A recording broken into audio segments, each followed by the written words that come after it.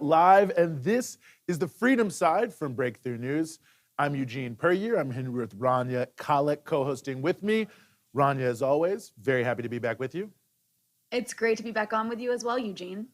Well, I mean, the world is on fire, and we're going to be talking about as much of it as we can bring you here today. Obviously, there is the ongoing brutal attacks happening on the Palestinian people as the conflict there continues. Colombia continues to be in a state of resistance. Republicans in the United States are just running rampant with racist voter laws and making things up left and right. And that's really just the tip of the iceberg of what is going on, what can be going on, what we're going to be talking about here tonight. So as we always start the show on the Freedom Side, we always want to remind people that as you're watching, to make sure that you share the feed with whoever is watching you. And if you're watching on YouTube, make sure that you subscribe to the channel and also hit the bell so you can get the alerts about all of the fantastic things that we have going on here at Breakthrough News. So youtube.com/Breakthrough News, subscribe, hit the bell, you'll get the alerts, take a deep breath, and also make sure you hit that share button so that everyone who is watching you can be watching us for the fantastic show we have here tonight. We're going to be covering a lot of ground all the way from the United States to Palestine to Colombia to, well, we'll see where it takes us. I'm excited, as I always am, Rania, to be here. And, you know, in terms of what to start with and what to start on in terms of what's happening, one of the people who has been sort of most in the news, Rania, here in at least the New York area, somewhat surrounding the issue of Israel-Palestine, but also many other issues, is Andrew Yang. He's running for mayor here in New York City. He angered a number of people, rightfully so, and we talked about this on our live stream on Tuesday, talking about Palestine, by quote unquote standing with the Israeli people, essentially standing with the war drive against the Palestinians. But that isn't exactly what I wanted to talk about here. I wanted to take that as an opportunity to say that Andrew Yang is actually an all-purpose terrible person. And just I wish we could curse on the show, because this would be the perfect opportunity to use so many words. It is, but you know, we're doing it for the family. But we'll be professional. Right? We'll be professional. But anyways, no doubt. Go ahead. Well, no. I was just saying, I'm going to try to be professional here about Andrew Yang, because he's pissed me off. Not just the past week, but for a while. So I know we're going to get into something beyond his awful position on Palestine. So go ahead and continue where you were going with that, Eugene. No, I appreciate that. And I appreciate you respecting the families watching us. That's for the kids. Nevertheless, just a couple days before he, you know, absurdly sided with these brutal apartheid forces in Israel, there was a shooting in Times Square. Andrew Yang showed up. He had some commentary about the police that I think is certainly a piece with his support for the Israeli government and for the things that they are doing over there using their military forces. I think we have a clip of what Andrew Yang was saying here vis-a-vis this shooting in Times Square that I want to go to, and his attitude towards policing that it revealed. The truth is that New York City cannot afford to defund the police. And when I talk to New Yorkers, I get a very different message every single day. New Yorkers are concerned about rising rates of violent crime, petty crime, street homelessness. This is what we are seeing. And we need our city's leaders to step up right now. As our city does recover and reopen, we know that everything is contingent upon whether our streets and our subways are safe, whether people can come together without fear in a place. I appreciate that, Juan, for queuing that up for us. I mean, beyond the fact that the guy sounds like an automaton, the reason I wanted to really bring this up... Yeah, what's with that inflection of his voice? Like... Somebody said to me earlier today that he sounds like Kermit the Frog. He sounds like Kermit the Frog. Is that Will back Juan, there? Yes, it will. Juan, welcome. Welcome to the show. Happy to have you. How you feeling? I'm feeling good. I was a little nervous, you know, but I'm feeling good. Okay. You know, well, I got a lot of things to say about Andrew Yang. I know you have a lot of things to say about Andrew Yang. Both you and Rania need to control your language here, but I appreciate your points. But the real reason I wanted to bring this up is I think this is such an important concept around this idea of we can't afford to defund the police. There's rising crime all over the country. All these different cities are saying, oh, none of this is good. It's all bad. None of this can change in terms of police reform. We have to double down on the cops. Now, again, this shooting in Times Square that took place last week, or maybe it was the week before last now, there was basically a guy, allegedly, we don't even know exactly who it was, but allegedly the person they're saying who was out there shot his brother in some dispute. But the real issue here is the implication of what Yang is saying is that somehow the police are doing a really good job, and that in situations like this shooting in Times Square, that they would be likely to solve the crime, to do something that people would feel would make them safe. So I want to just bring up really quickly here the homicide clearance rates. This is for the end, this is all the murders they solved. I think there's some other crimes on this graph too, allegedly solved, where they arrested someone basically in 2020 essentially. And it's broken down by borough. And I think it's important to note because the reality of what Yang is saying, I think, is so deeply rooted. And I think there are many places around the country, certainly Washington, D.C. and others, where this is also true in terms of the real efficacy or so-called efficacy of policing. I don't know if we have that. We don't have it. Okay, well, I'll just tell it to you so I can remember it off the top of my head. 44% of the murders in Manhattan in 2020 did somebody get arrested for it, and they charged someone for it. 44%, that's less than half. In Brooklyn, it was actually 33%, and that's the borough that has the most murders. So on the one hand, you've got Andrew Yang saying we can't afford to defund the police as if they're actually doing something, but the likelihood of them actually catching the person who did the crime, so-called, in Times Square is actually a coin flip. It's actually less than a coin flip in terms of the likelihood of doing it. So, I mean, whether we're talking about policing, whether we're talking about Israel and Palestine, whether we're talking about anything, I mean, it really just is indicative to me, or Yang's campaign is so indicative of at least one strand of liberalism in America that is just completely resistant to the winds of change that we've been seeing really since 2015 and the Ferguson uprising, where in a twin way, there was a new rising of opposition and resistance to racism in policing and police terror, and also in solidarity with the Palestinian people. And there are some who are still trying to hold back that tide in many different ways. So, I mean, I thought it was deeply, deeply indicative of who he was, Rania, to see that in basically 2 days, he backed the NYPD and the IDF. Well, so I want to make a couple comments about this. I think Andrew Yang is being an opportunist, right? He's reaching out to the police union, right? Because he's running in New York City. You need that endorsement from the police unions. So he's trying to appease that constituency. And then with the Israel issue, he's obviously being a complete opportunist and reaching out to the pro-Israel voting bloc, which is very large in New York City. And I think that's all it is. It's just pure opportunism. He's being a politician. But you know what?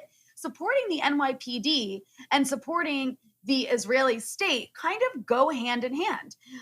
Not just because there's these police exchanges that we've talked about where almost every single American police department has sent their police chiefs at some point since 9/11 to Israel to study counterterrorism training, and vice versa. The Israeli police come and study here so they can exchange ideas on how to control subjugated populations. But beyond that, I mean, the NYPD actually has a relationship with the Israelis. There was, and still might be, a branch of the NYPD in Israel. Like, they have an office there. The state of New York City, the state of New York City does actually have deep, deep ties with Israel. And I believe, if you guys remember, Mayor de Blasio or Andrew Cuomo, I'm not sure which one it was, and you can clarify this for me, Eugene, but one of those two actually said that part of their job was representing the interests of Israel. Which one of them was it? It was de Blasio. He said it's part of the job description to be the mayor of New York City. Yeah, which I didn't know was part of the job description of an American mayor of one of America's biggest cities. I'm not sure New Yorkers who voted for him knew that either. It's very strange. I don't think so either. I remember when I was living in D.C., the police chief, Kathy Lanier, was a huge booster of these exchange programs. She said her trip to Israel was the best trip she had ever taken. I don't even know how you measure that. I mean, compared to like your vacation. I mean, what? Right. Like, have you not been anywhere else? Like, your trip to learn how to police in an occupying country was that great? It's the low standards. On top of that, I mean, right. The police in Washington, D.C. actually did implement something that they learned from Jerusalem, which the police chief at the time had said. And we see this in D.C. till now, is they'll leave their lights on all night in poor Black neighborhoods, which is something they picked up from what the Israeli police do in Palestinian neighborhoods, which is that they know they're constantly being monitored and watched by the police. And for the NYPD actually modeled, it's been shut down since then, but the NYPD had, remember, this spying program where it would spy on Muslims, spy on their mosques across the state. And they modeled that program largely on how the Israeli army operates in the occupied West Bank. So you have an American police department taking explicit lessons from an army that's involved in occupation to spy on American citizens for being Muslim in their own, in an American city, in an American state. So it doesn't, and when we talk about all of these things, it shouldn't surprise anybody that if you're going to support one, if you will support funding Israel, you're going to support giving more funding to the NYPD, because it's almost like those two things go hand in hand. One thing I also want to throw in, last week we had at the end of our show Lillian House, one of the activists in Denver who had been arrested, at one point was facing over 50 years just for peaceful protesting for activists. And when the police in Denver, in the Denver area, Aurora, Colorado, were trying to break into their phones, they were using Israeli hacking technology. And so, I mean, the level of integration here between the Israeli security state and the U.S. security state is very deep. It's very significant. And that also goes to what we talked about on the live stream we had a few days ago about the Israel-Palestine escalation in violence. And we were talking about how Israel uses Palestinians as kind of like lab rats. And part of that is they have this population that's totally subjugated, has no rights, and they have to control and dominate in order to carry out their project for this, Zionist state.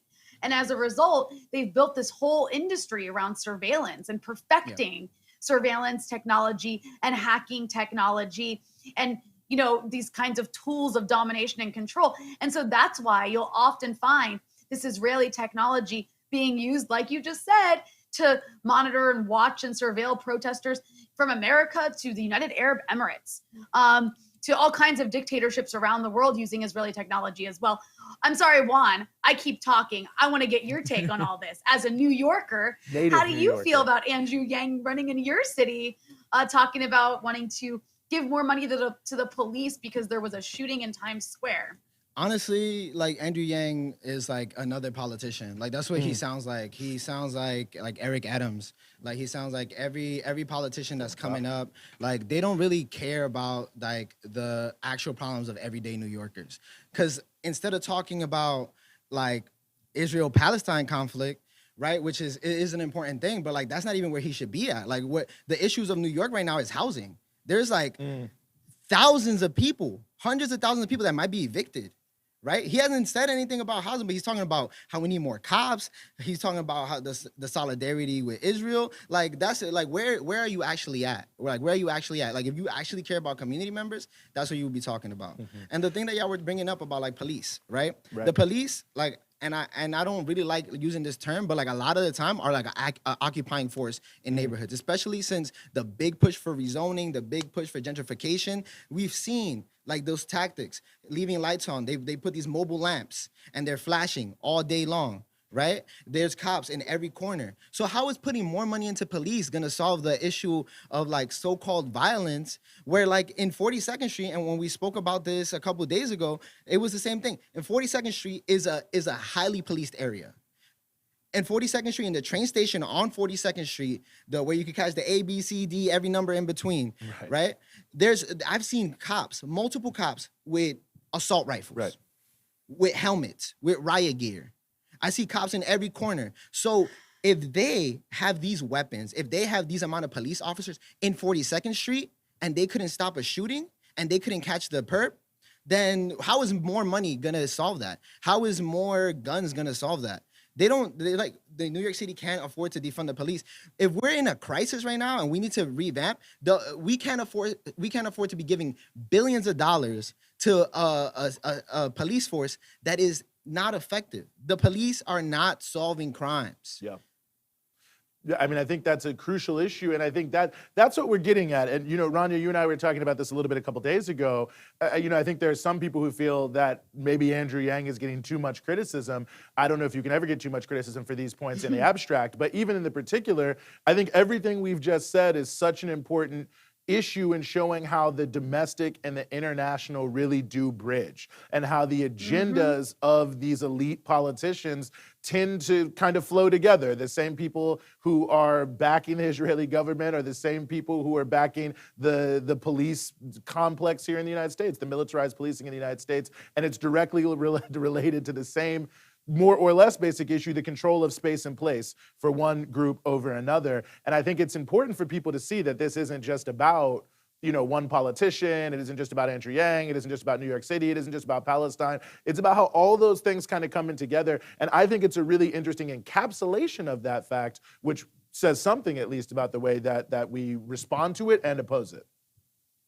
Absolutely, absolutely. And I think it was interesting to see. I mean, AOC actually went off on Andrew Yang. Andrew Yang got a lot of flack, and then he was, you know, he had wanted to go to, I think, an iftar. Yeah.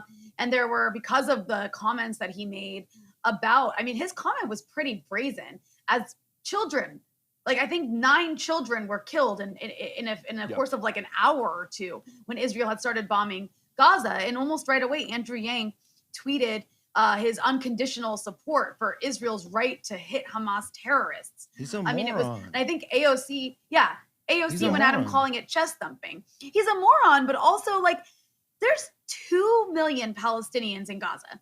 They have nowhere to run, nowhere to hide. They don't have bomb shelters. They can't leave because they're under air, land, and sea blockade, and Israel doesn't let them leave. That's why we call it an open air prison. It is intentionally developed. Every few years, Israel goes on this bombing rampage in Gaza because it's a part of their ongoing policy to do what they call mowing the grass. Yeah. Mowing the grass. That's how they talk about Gaza. Mowing the grass. And when they say mowing the grass, they mean hitting civilian targets, hitting not just Hamas, hitting civilian targets, hitting apartment buildings, hitting families in their homes, killing children. And Andrew Yang's response to that was just, especially trying to portray himself as a progressive, you know, trying to run on the left of the Democratic Party and appeal to this like sort of Bernie Sanders base. And then that's going to be your response. Like, what a craven opportunist and hack. And yeah, it does speak to this sort of progressive, except for Palestine, politics. But I do think that, you know, what's kind of more interesting about what I'm seeing take place, not among, you know, people like Andrew Yang, who's really just proven himself to be another cookie cutter liberal, but among the sort of more progressive types in the Democratic Party, is there is a change in rhetoric. And I know we're going to get into this later in the show, but there is a change in rhetoric, even in mainstream media to an extent, and among the Democratic Party base, and among some Democratic Party politicians, and how they talk about this issue.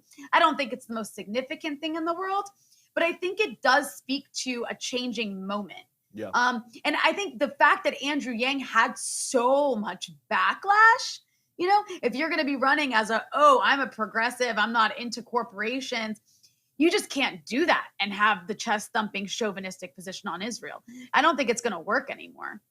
No, well, we're about to find out in a couple of weeks here. I want to just note breaking news here. AFP is reporting that Israeli troops are on the ground in Gaza. It certainly looks as if there may be a ground invasion coming on here in Gaza. They've been massing all day here. We are going to continue to bring you information. More on this later. This is a developing story, but at least according to AFP, breaking news here, the Israeli army confirming to AFP that they have entered Gaza. There are, quote unquote, troops on the ground. Airstrikes have already been intensifying. The death toll in Gaza is at least 103 as of a couple hours ago. So we're going to bring you this and continue to bring you this as we learn more. We've got a lot more on Palestine. I think we'll probably learn a lot about this even really in just the next 20 or so minutes, but it does appear that there may in fact be a ground invasion starting there in Gaza. I just want to remind people, Please.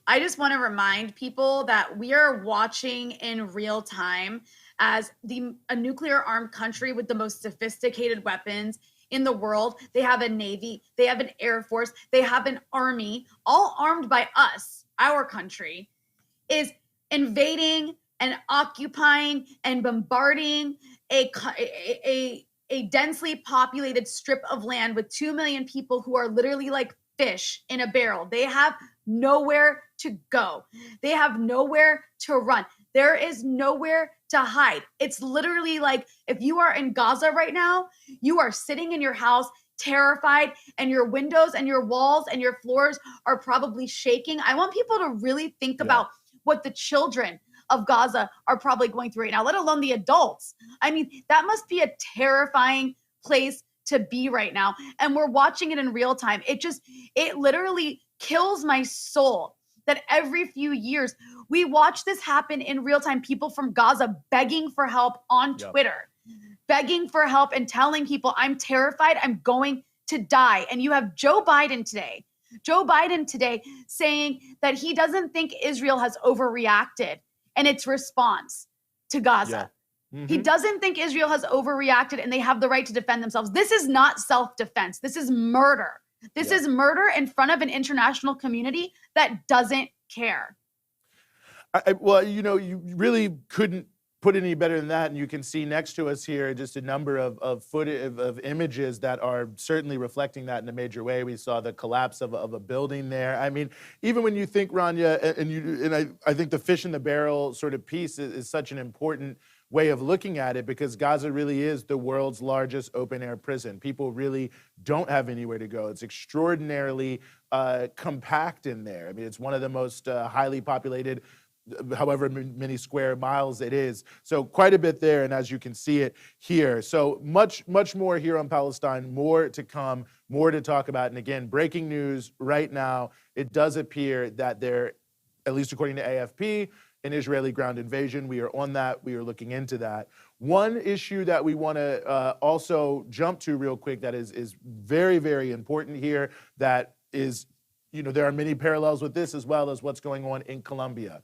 Now I think we're about 16 days into a national uprising in Colombia. It was supposed to be a 2-day national strike and protest movement, and it has just blossomed into something that seems completely and totally open-ended, going into a third week here. And for those who maybe haven't been following Colombia, before we get to some of the clips to show you what's going on there, just to give you a quick rundown, is people have come out on the streets massively against the government of President Ivan Duque, which is extraordinarily brutal in terms of the police brutality they've been putting towards protest, the assassinations of social leaders last year, more assassinations of social leaders than any other country in the world. There's massive poverty there. There's massive income inequality. There's no infrastructure in many parts of the country. And yet and still, Duque tried to put billions of dollars of tax increases on working people, working and poor people. And this entire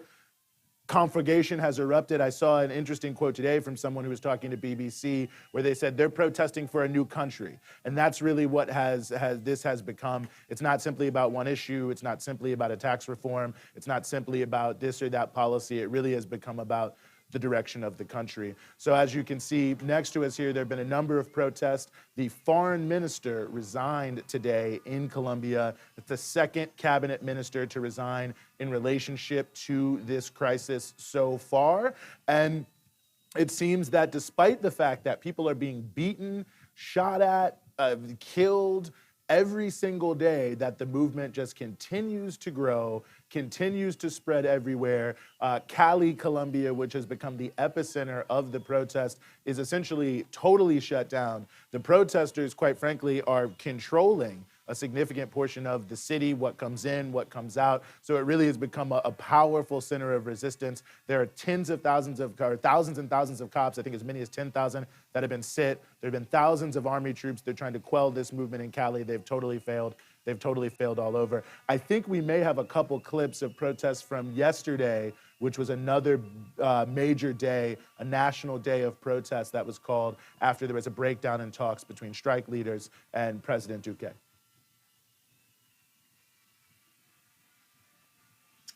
Or I hope we do.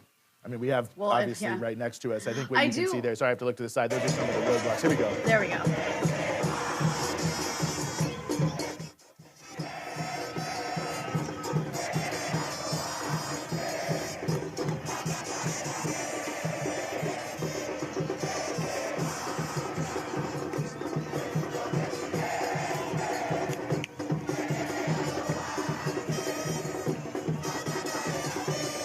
Amazing to note that this is the spirit of resistance in the face of assassinations, of beatings, of disappearances.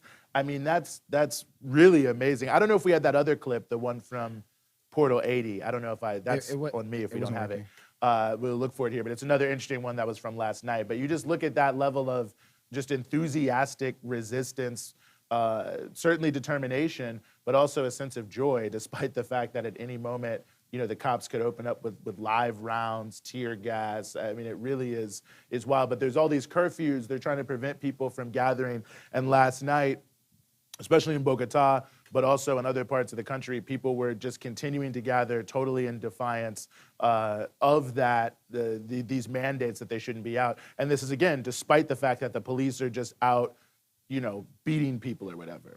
So I just wanted to quickly show that. It's also, I mean, it's as much as you, I like that you noted a moment of joy, because it is important to remember that in places like Colombia, in places like Palestine, there are people that are resisting. And we should recognize that resistance. We should recognize that solidarity, because there is something beautiful in the fact that people are in Colombia up against so much. They're up against a country and a right-wing government that is armed by, again, our government seems to be a common theme here, but armed by the U.S. government and actually uses a lot of Israeli weapons too. Has a very close relationship with both those countries. And so when you're up against a U.S.-backed government, you are up against a lot. Everything. You're up against the wall. And I really appreciate you raising that too, Rania. I've seen some great photos. I saw one, I think it was from London, but I'm not 100% sure. But there was a Colombia solidarity and a Palestine solidarity. And the video I saw someone had taken is, because of the timing of it, the Colombia solidarity rally had ended. And then all these people started coming over to the Palestinian solidarity rally, and they already had their signs bringing it together. And I've seen people in Colombia holding up signs in solidarity with the Palestinian people. And so on both sides, both movements are very aware of what's going on in these other places, and people are putting out these signs of solidarity.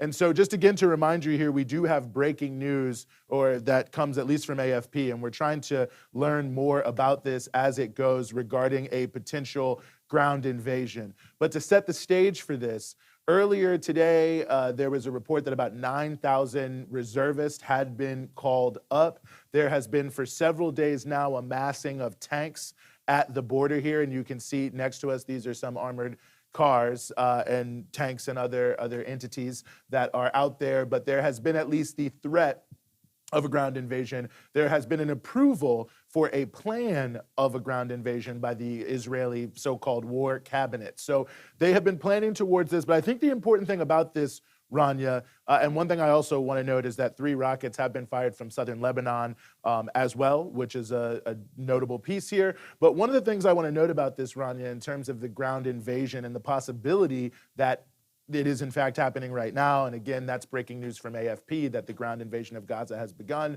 We are getting you more information. But when you look at the statements of Netanyahu, he said that, well, we're willing to end things or whatever, but only when there is total quiet or complete calm. I think he might have used both words. But I think it's a deeply notable fact, if this ground invasion has began, and even just the idea that it could, that despite all the planes, all the bombs, all the rockets, the attempt to starve people out, the complete and total blockade of the Gaza Strip. I mean, we're talking about hundreds of millions of dollars of munitions, and they have not been able to crush the resistance of Gaza that doesn't have anything like the resources at hand. And I think that's a powerful statement about the steadfastness of people in Gaza that, again, despite this massive amount of force that has been directed towards them, the destruction of so many buildings, the killing of at least 103 people, they haven't crushed them. You know, it's incredible too, because Hamas has gotten more powerful since the last time that Israel and Hamas fought and, exchanged fire back in 2014. They've amassed a way larger supply of rockets, courtesy of the Iranians. And they have also, they have some drones now. And they've managed to really penetrate Israel. Israelis right now are in bomb shelters.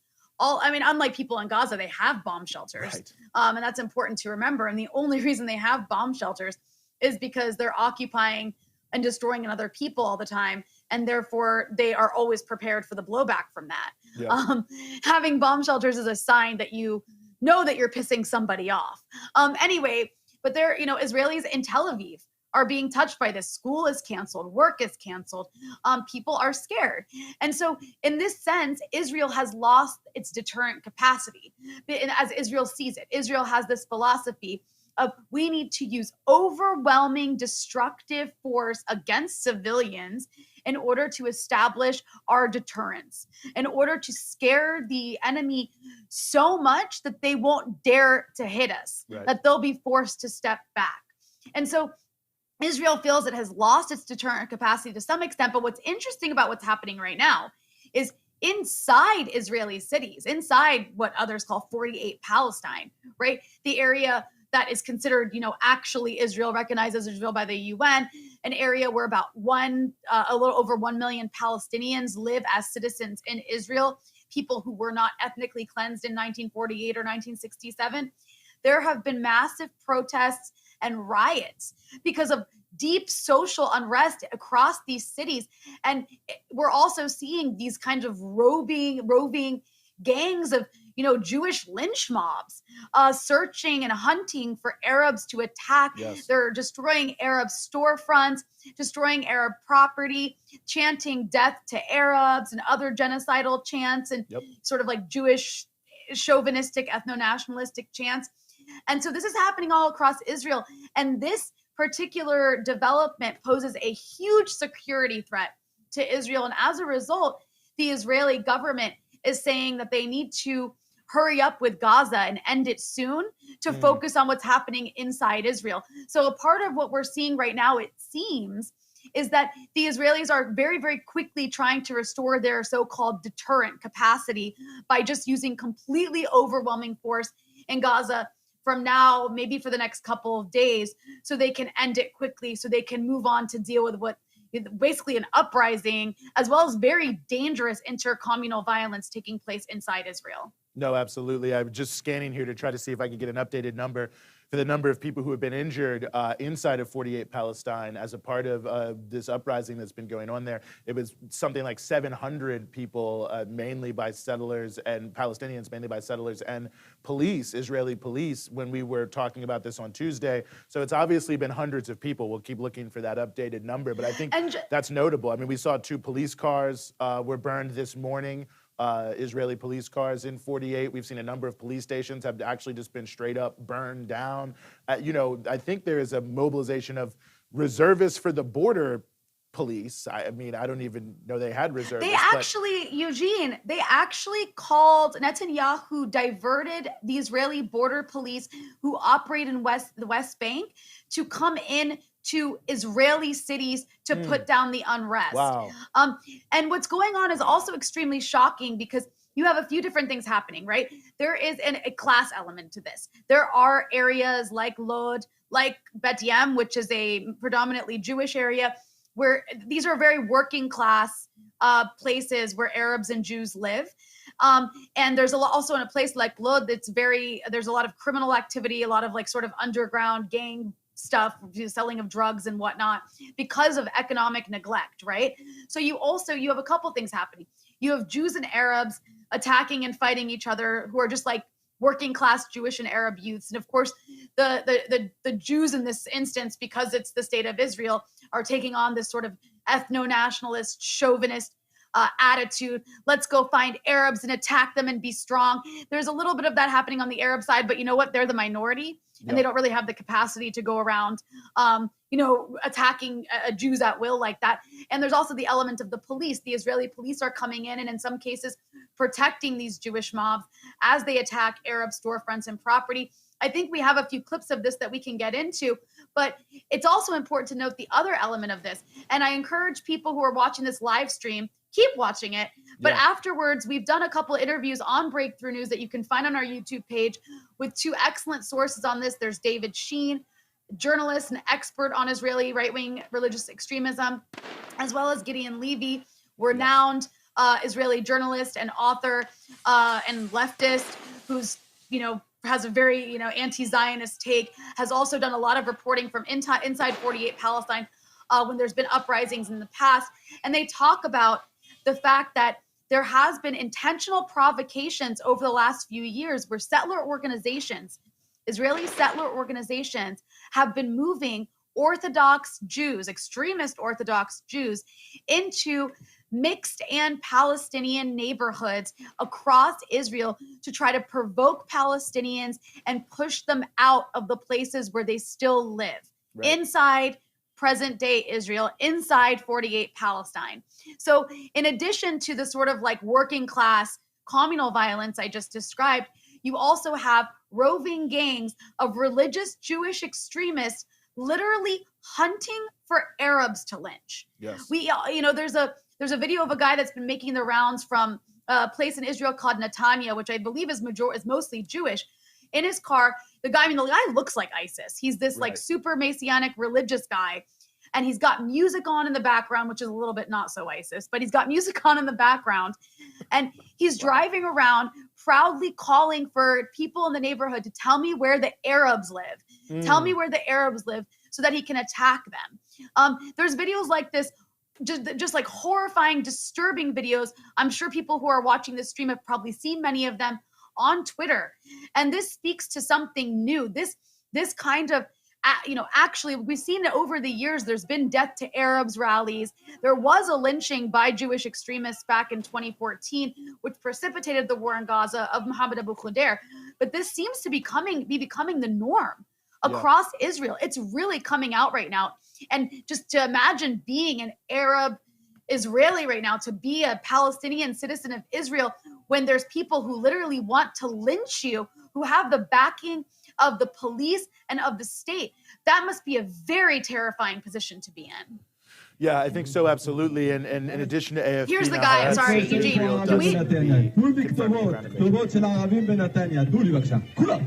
This guy.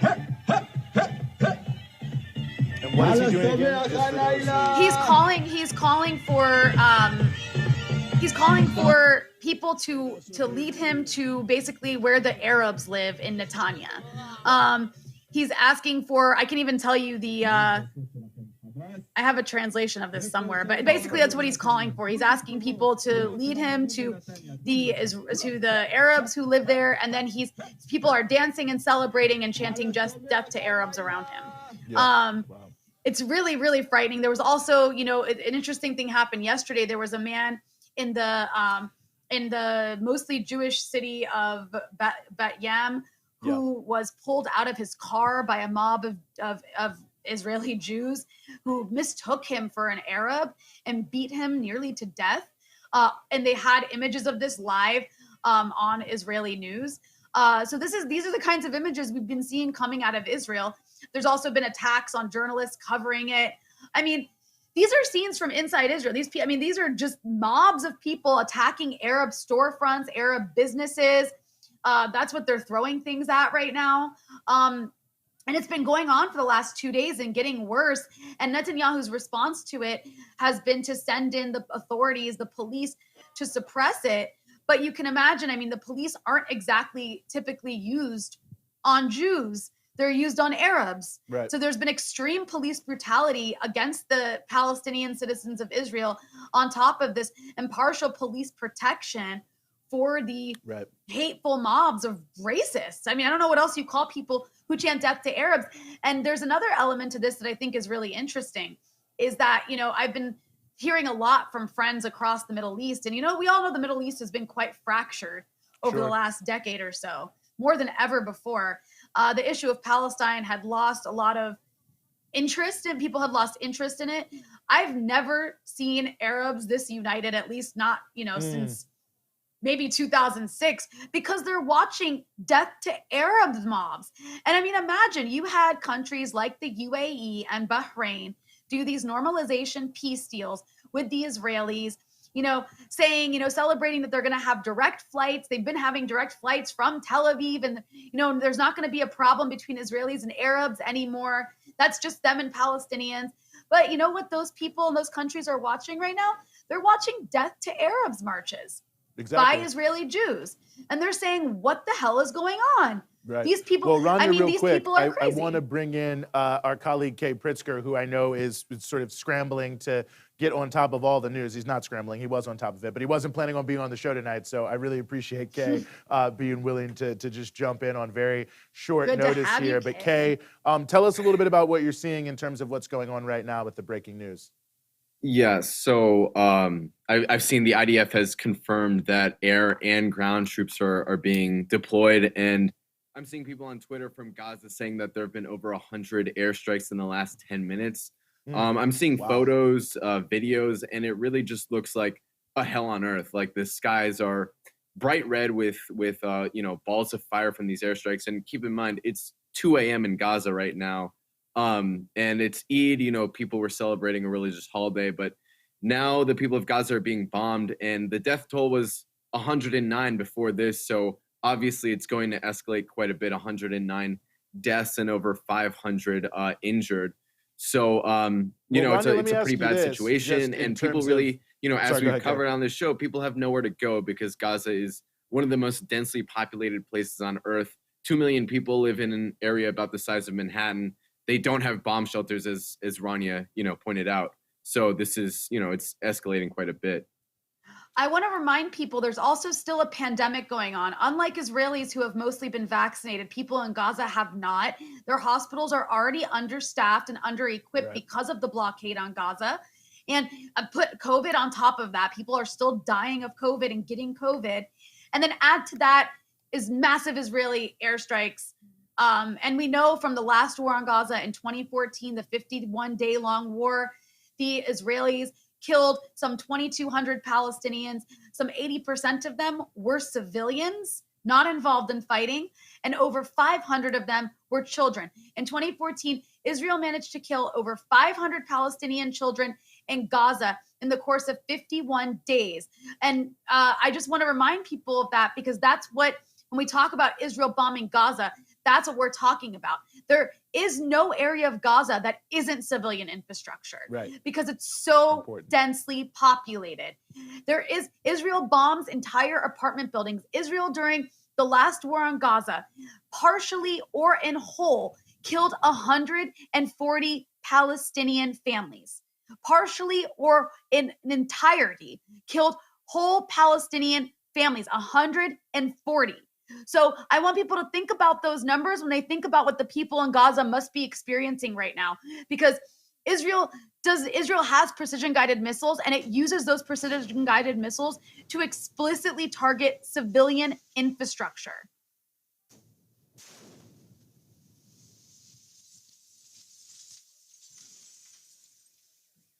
Jesus Christ. I just can't, I mean, that's what we're supplying. That's American weapons doing that. American supplied weapons are destroying this place that has been blockaded for over a decade. The UN was warning people years ago, by 2020, Gaza's water will no longer be drinkable. It is 2021. Gaza is still under air, land, and sea blockade. Gaza does not have an army. Gaza does not have a navy. Gaza does not have an air force. Gaza has homemade rockets. That is what Gaza has. Let me ask you this, just as we wait to learn more about this ground invasion, and as we heard from our colleague Kay, the air and ground invasion continues in Gaza. One of the other pieces of breaking news that is coming out now, Rania, we don't know a lot about it. 3 rockets were fired from southern Lebanon. They have been linked allegedly to a Palestinian faction. No one is saying exactly who. It could just be an aberration. It could just be something. But I'm curious your thoughts. I mean, given everything that's happening, is it possible that this conflagration could expand into the broader region, perhaps? I mean, I don't think that that's a possibility right now. Israel is stretched quite thin at the moment, dealing with internal problems, with the communal violence we mentioned earlier, dealing with rockets raining down from Gaza. And, you know, Gideon Levy, the Israeli journalist and renowned leftist that we interviewed for Breakthrough News a couple days ago, people can go watch that interview. I actually asked him about this. I actually asked him if the issue of Hezbollah was on the radar of people inside Israel, if it's being talked about at all. And, you know, he told me that having witnessed the Israeli society, having witnessed the fear after all of these, you know, homemade rockets from Gaza have been launched all across Israel and having to spend days in bomb shelters, they're thinking to themselves, you know what? Hezbollah is way more powerful than Hamas. Hezbollah has way more sophisticated weapons than Hamas. And not only that, Hezbollah has spent the last several years learning how to do offensive operations alongside the Russian military, one of the best militaries in the world, in Syria. And as a result, they've become a much stronger conventional force. So they've moved beyond just being able to do guerrilla warfare. They have, if they were to get into a war with the Israelis, they would be able to penetrate northern Israel, and they would be able to launch offensive attacks in a way that Israelis are not prepared for. Israelis do not handle casualties well. They can't handle it for that long.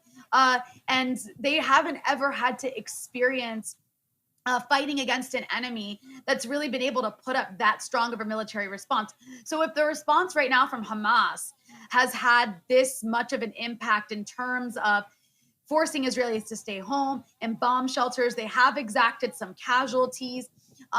We have seen the Iron Dome has worked kind of, but not as well as maybe should have. So there have been a lot of rockets that have landed in Israel, a lot.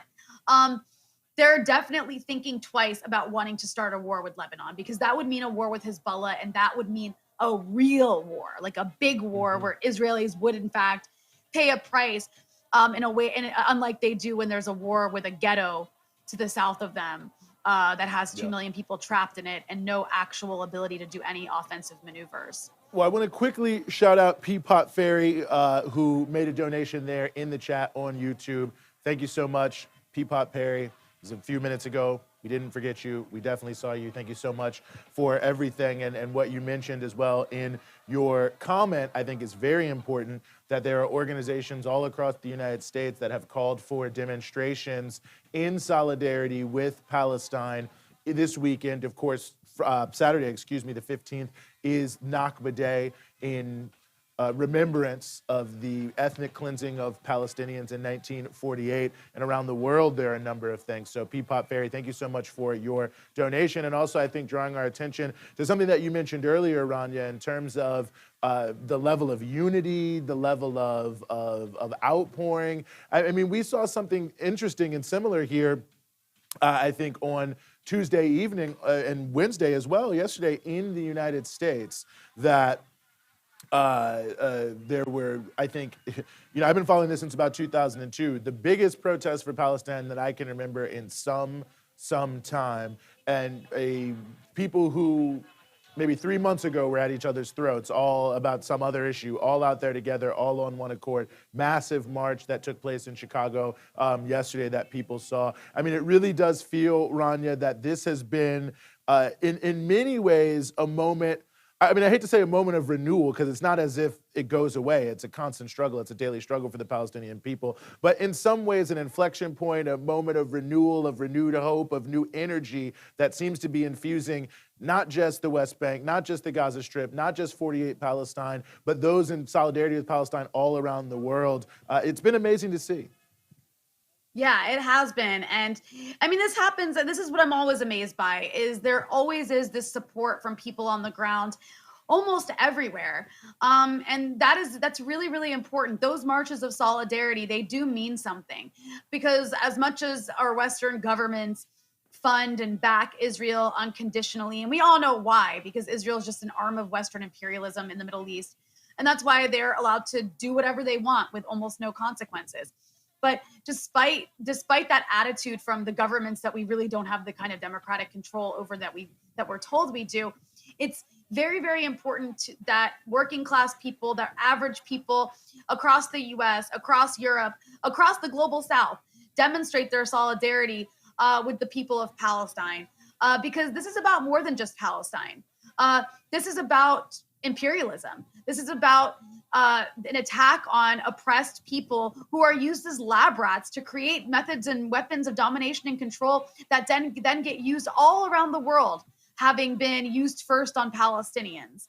And this is about colonialism. Israel is one of the last 20th century style settler colonial entities still carrying out its colonial project in that sort of traditional way. And that's one of the reasons that it has so much support from other settler colonial countries. When they talk about shared values, that's the biggest shared value. In so many ways, Israel is just an extreme version of what America is, what Europe is, which is this settler colonial chauvinistic attitude that wants to genocide the native population. And so we need to always remember that that's the root of this conflict. This conflict isn't just a religious conflict as it's always portrayed. It's not even, it's not a land dispute. It's a conflict of Western-backed, European-style settler colonialism in the Middle East, an effort to assert control over this region using a settler colonial chauvinistic state that is trying to disappear its original inhabitants. I want to just quickly step back here, Rania, for everyone who may just be joining us, and welcome here to the Freedom Side Live here on Breakthrough News. We are covering the ongoing attacks that are happening in Palestine on the Palestinian people as the Palestinian resistance continues to clash with the Israeli military in many different ways. There are at least around 109, it seems, people who have been killed in Gaza from airstrikes, from artillery strikes, Palestinians. That continues to go on. There are many, many airstrikes happening. There are certainly ground troops massing at the border. There are conflicting statements about whether or not there is, in fact, a ground invasion per se, but nevertheless, artillery tanks are being used in that sort of role, artillery and tanks being used as artillery. There have been 3 smaller rockets fired from Lebanon. And to buttress the point that you made earlier, Rania, regarding the unrest in Israel, 48 Palestine, the defense minister of Israel, Benny Gantz, has extended the state of emergency inside of 48 Palestine for another 48 hours. And I think that's very important. That's at the request of the police that they have sent into many of these cities to try to quell the unrest that is happening there. And they seem to feel that they need at least 2 more days, which gives you a sense of how significant it is, how serious it was. An Israeli soldier was beaten. There's at least one report, although it doesn't seem fully confirmed, that an Arab man shot an Israeli soldier as well inside of 48. So that also continues to be a big piece. And in the West Bank, there have been dozens of shootings and other conflicts between Palestinian people and the Israeli military. That has probably been reported the least of everything we've seen. I saw a number yesterday of, I think, 35 Palestinians who had been victimized there. Wow. But I think it's definitely... I also want to add to something. Please. You mentioned Benny Gantz, Eugene. Benny Gantz, the defense minister, who was also promoted as like the liberal candidate against Netanyahu years ago. He was going to unite This is what he everyone. said. Yes, what Benny Gantz, the liberal of Israel, said yesterday was, if citizens of Israel have to sleep in shelters due to Hamas rocket attacks, Israeli Defense Minister Benny Gantz said late Wednesday, then, quote, Gaza will burn. So I just want to note that the Israeli Defense Minister openly threatening war crimes. Yeah. Gaza will burn. That is an open threat to a war crime. And that's what's happening right now. They are lighting Gaza on fire. Yeah. Well, I think we may have Kay Prysner, our colleague here from Breakthrough News, who's also monitoring things that are happening here on the ground in this conflict. Kay, welcome back. We're happy to have you here. I can't actually see fully if you're on the screen, so if you're not there, I'm sorry, but welcome back. I am here. I just wanted to bring another update. Israel has confirmed that there are ground troops in Gaza. Like you said, Eugene, there were 3,000 to 4,000 troops on the Gaza border, but a Lieutenant Colonel Jonathan Conricus, a military spokesman, he said that troops are on the ground. They haven't released more details. They're keeping that secret. But also, as we said earlier, they've launched this wave of airstrikes. People are saying over 110 minutes. And Hamas is saying that they've responded, they've condemned the attacks, of course, but they're also saying, they're doing this to intimidate the resistance, and that the resistance to this won't stop. And people are fleeing the area. Of course, there isn't, anywhere to go in Gaza. Gaza has been described as an open air prison, and there are 2 million people there on a very small piece of land. And this is also the first time troops have been deployed to Gaza, since 2014, the last major conflict. So this is definitely a major escalation in the Gaza Strip. Yeah, I mean, this is what the Israelis call mowing the grass, right? This is a strategic policy by the Israelis to every few years go in and cut down. That's what they cut down weeds. They look at the resistance in Gaza as weeds. They need to go cut down their supply and destroy their population a little bit. And again, I want to remind everybody, I think it's important, I can't reference these numbers enough, that in 2014, the Israelis killed 2,200 Palestinians in the course of 51 days in a war on Gaza in 2014. Among those 2,200 Palestinians, over 500 were children. The vast majority were civilians. And this follows, Israel's not just attacking Gaza right now. This follows days and weeks of escalations by the Israelis in Jerusalem, in the occupied East Jerusalem neighborhood of Sheikh Jarrah, where there are several Palestinian families fighting Israeli court-ordered evictions in an effort to replace them with Jewish settlers. This is happening all across occupied East Jerusalem. It escalated in recent days. We've also seen attacks on the Al-Aqsa Mosque, the third holiest mosque in Islam, very important site for Palestinians. And on top, the Al-Aqsa Mosque has been attacked by both Israeli police as well as settler groups who are part of the Temple Mount movement, which is an extreme Messianic movement that seeks to demolish the Al-Aqsa Mosque and replace it with a third Jewish temple to bring about the end times. And on top of that, you have roving gangs of Israeli Jews in cities across Israel hunting for Palestinians to attack, and attacking Palestinian, Arab, whatever you want to call it, owned businesses, owned storefronts, attacking their homes. And in some cases, they're doing it under the protection of the Israeli police. So in some cases, this is state-sponsored lynch mobs. That's what we're watching take place across Israel. Palestinians are under attack at this moment from the river to the sea. But it's also important to remind people that while this is taking place, there is a great deal of resistance to it. Palestinians are not taking this lying down. There are resistance factions in Gaza, and we're going to have a conversation about that. I believe, Eugene, me and you were planning on having a conversation about that. Maybe now's a good time to pivot to that conversation as we wait for more updates to see what's taking place in Gaza. Something that's been interesting has been this conversation kind of erupting mostly online that is about the fact that, all of these people who are extending their solidarity to Palestinians who are maybe members of Congress are adding these caveats, right? Like Hamas, we can also condemn Hamas rockets, and saying, we also condemn Hamas. They don't represent Palestinians. I think we should have a little bit of a conversation about that, because I think it's a nuanced conversation that can be had. Yes, Hamas does not represent all Palestinians. It is a political organization with a very particular ideology that not all Palestinians agree with. And as an Arab, I'm not personally in agreement with Hamas's ideology. I'm a leftist, right? They have a religious ideology. That's not my cup of tea. That said, Hamas is an elected group. It runs in elections and it wins sometimes. And part of the reason that Gaza is under siege is because there were elections held in Gaza back when George W. Bush was still president. And the U.S. actually meddled in those elections because Hamas won. Hamas still won in those elections. And then the U.S. actually backed a civil war in Gaza. There was infighting in Gaza between Fatah and Hamas because of the U.S. backing of the Fatah side. And as a result, Fatah was kicked out. Hamas was in charge.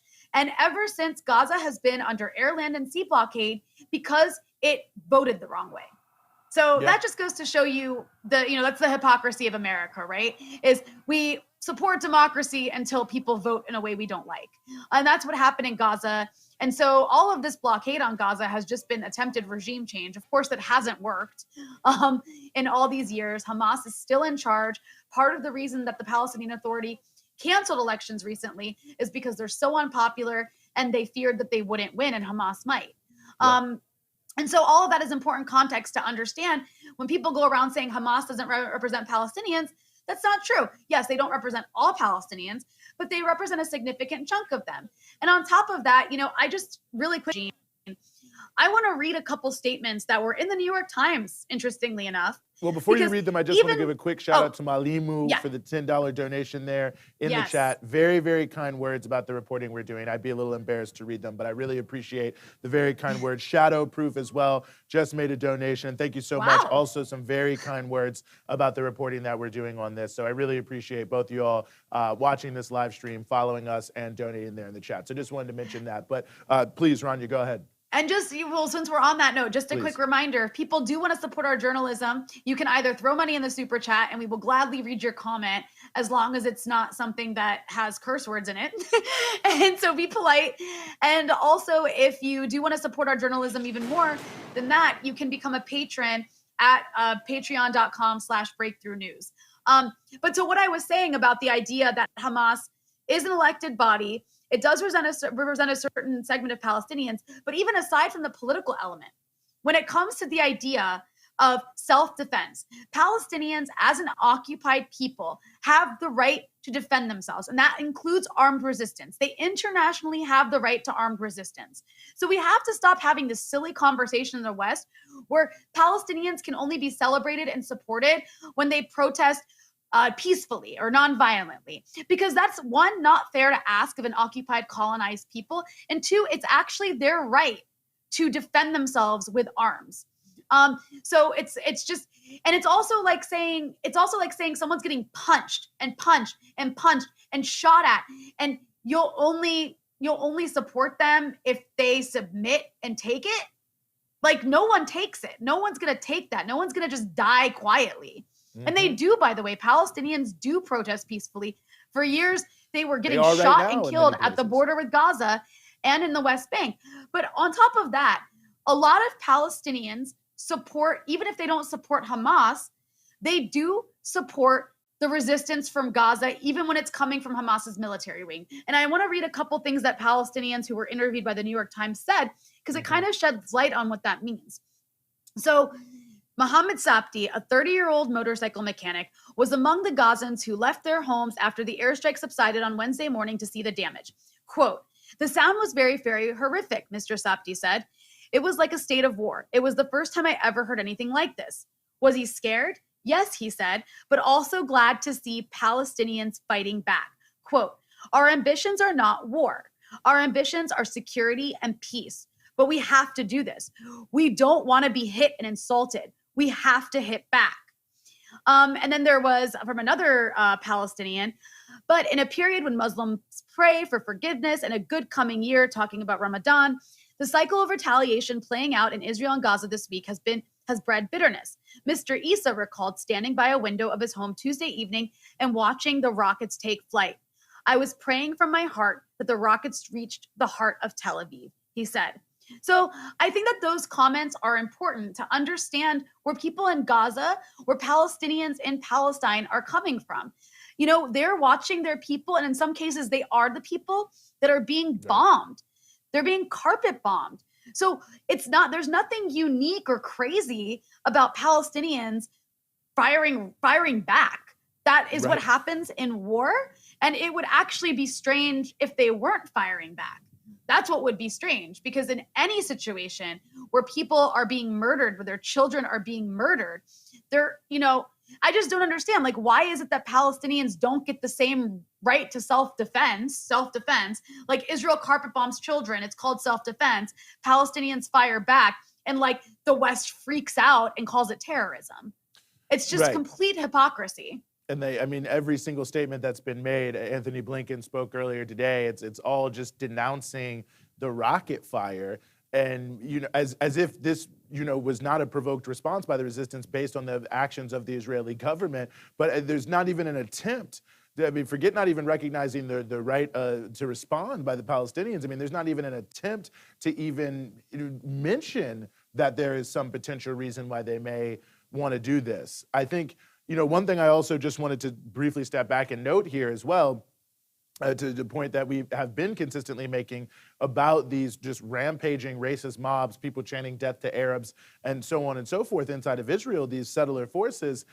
So 400 people were arrested last night inside of 48 Israel in relationship to this. The Israeli police told the Times of Israel, they said, well, we have arrested some Jews, but we have arrested many more Arabs because the vast majority of people that are doing anything are Israeli Arabs. Now, maybe he knows something I don't know, listen, but when you look at what's going on, it's so blatantly discriminatory. It's blatantly discriminatory. There is rioting taking place, but I will remind people of the social upheaval we saw in the US last year in Black communities that are economically neglected and dealing with police brutality and police killings on a regular basis, who are reacting to the murder of George Floyd. These are the Arabs who may be rioting, right? That is not a wrong word to use in some context. They're rioting because we've talked about this before on this show. There are 50 laws inside of Israel that explicitly discriminate against non-Jews.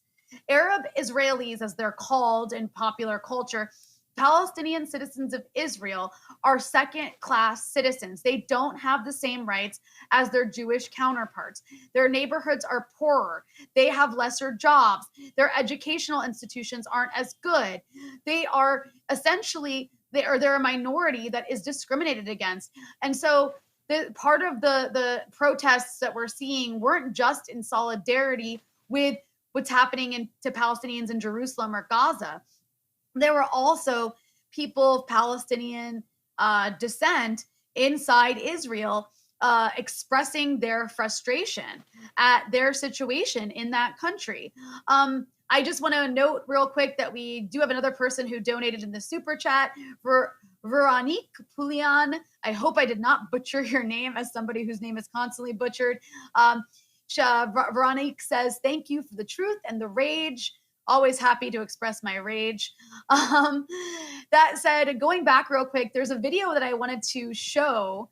If we can get that up, there's a clip because we were talking about whether Hamas represents Palestinians, or the rocket fire, being condemned, and how Palestinians might feel about it.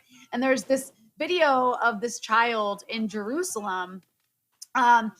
He is responding to the taunts of an Israeli settler. Can we get that video up? Because I think it's important. It's what he says is in Arabic, so I'll just tell you. So this is funny because this child is walking by settlers, this Palestinian child, and he turns to them and he says, "We shelled you," because they're like chanting some crazy slogan. And it's funny because it's a child, right? It's a child who's like standing up to these like settler extremists. But also it goes to show you that people in Jerusalem, there's a portion of them who saw that rocket fire as defending them as Palestinians. That said, I think it's a great time to bring onto the show one of our esteemed, I'm really excited because coming on to join us, one of my favorite people and one of my favorite commenters, AbuKhalil, professor of political science at California State University. Asad, thank you so much for coming on Breakthrough News. It's so good to have you on our live stream. Thank you for inviting me. How are you all? Well, welcome. So I guess while we have you. And congratulations on the new gig. Thank you very much. I'm loving it here. It's a great fit. I'm loving getting to work with Eugene, and I'm loving being able to have you on with us. And so obviously, I'm sure you've been, as we all have been watching this Israeli insane escalation against Palestinians. And I kind of want to bring it out to the broader region. You know, I've been hearing a lot from friends of mine from across the Middle East, from Iraq, from Lebanon, from Palestine, from Syria. I'm curious with you, what has been the reaction from your view around the Arab world at the scenes that we're seeing coming out of Palestine? The first thing I want to say and caution against Rania, because I was listening to the newscasts and so on, is that we should be very wary about being deceived by Israeli propaganda. At a time of war, especially in recent wars, the enemy, and that is Israel, has been purposefully misleading the population of the world. And I think they do that because really they are very scared. Encounters with Arabs are not what they used to be when I was young. Today I was talking about that in Arabic on Twitter. I said, when I was young, during the days of the PLO and the Lebanese National Movement, and these are the people that, my ideological comrades and so on, I mean, we were not very effective. We were disorganized, we were impulsive. We did not have a good military effectiveness against the enemy, even though we were supported by a variety of countries. I don't want to explain why that is, but it's very clear the resistance today in Lebanon and in Palestine is 100 times more effective than it was. I mean, the enemy has been humiliated on the battlefield. The best example of that, Rania, is in 1982, the Israeli enemy invaded Lebanon, and within hours, they were at the outskirts of Beirut. There was resistance. I don't want to take away. I lost comrades who died and were injured in fighting Israeli advances over the years. One of my closest comrades died in an operation in 1978 in Lebanon against Israeli occupation. But it was nothing of the scale of what we have today, especially in Lebanon. Not only was Israel forced to humiliatingly withdraw from Lebanon in 2000, but in 2006, this is an enemy, an aggressive, brutal enemy that used to brag that the war in 67 was a 6-day war. That's the official name they gave. That's the name that is still used today. And in 2006, facing a band of volunteers, youngsters, some of them kids really. These are volunteers, don't belong to any official Arab army. And they withstood an assault. Not only that, for 33 days, they were able, day after day, to humiliate the Israelis. And the Israelis could not advance a millimeter. And throughout those days, Rania, they kept telling us through their propaganda, the Israeli army is about to invade Lebanon. Watch on, watch out. We are about to enter. And they couldn't because they were too scared. They tried in one, part of the southern Lebanese border, and they were so humiliated. And they used their most elite brigade, the Golani Brigade, and they were basically destroyed to smithereen. And people in South Lebanon, some of them will recount to you if you visit them, and I'm sure you will, and they will tell you how they heard the screams of Israeli soldiers. That army is in no way about to invade Gaza.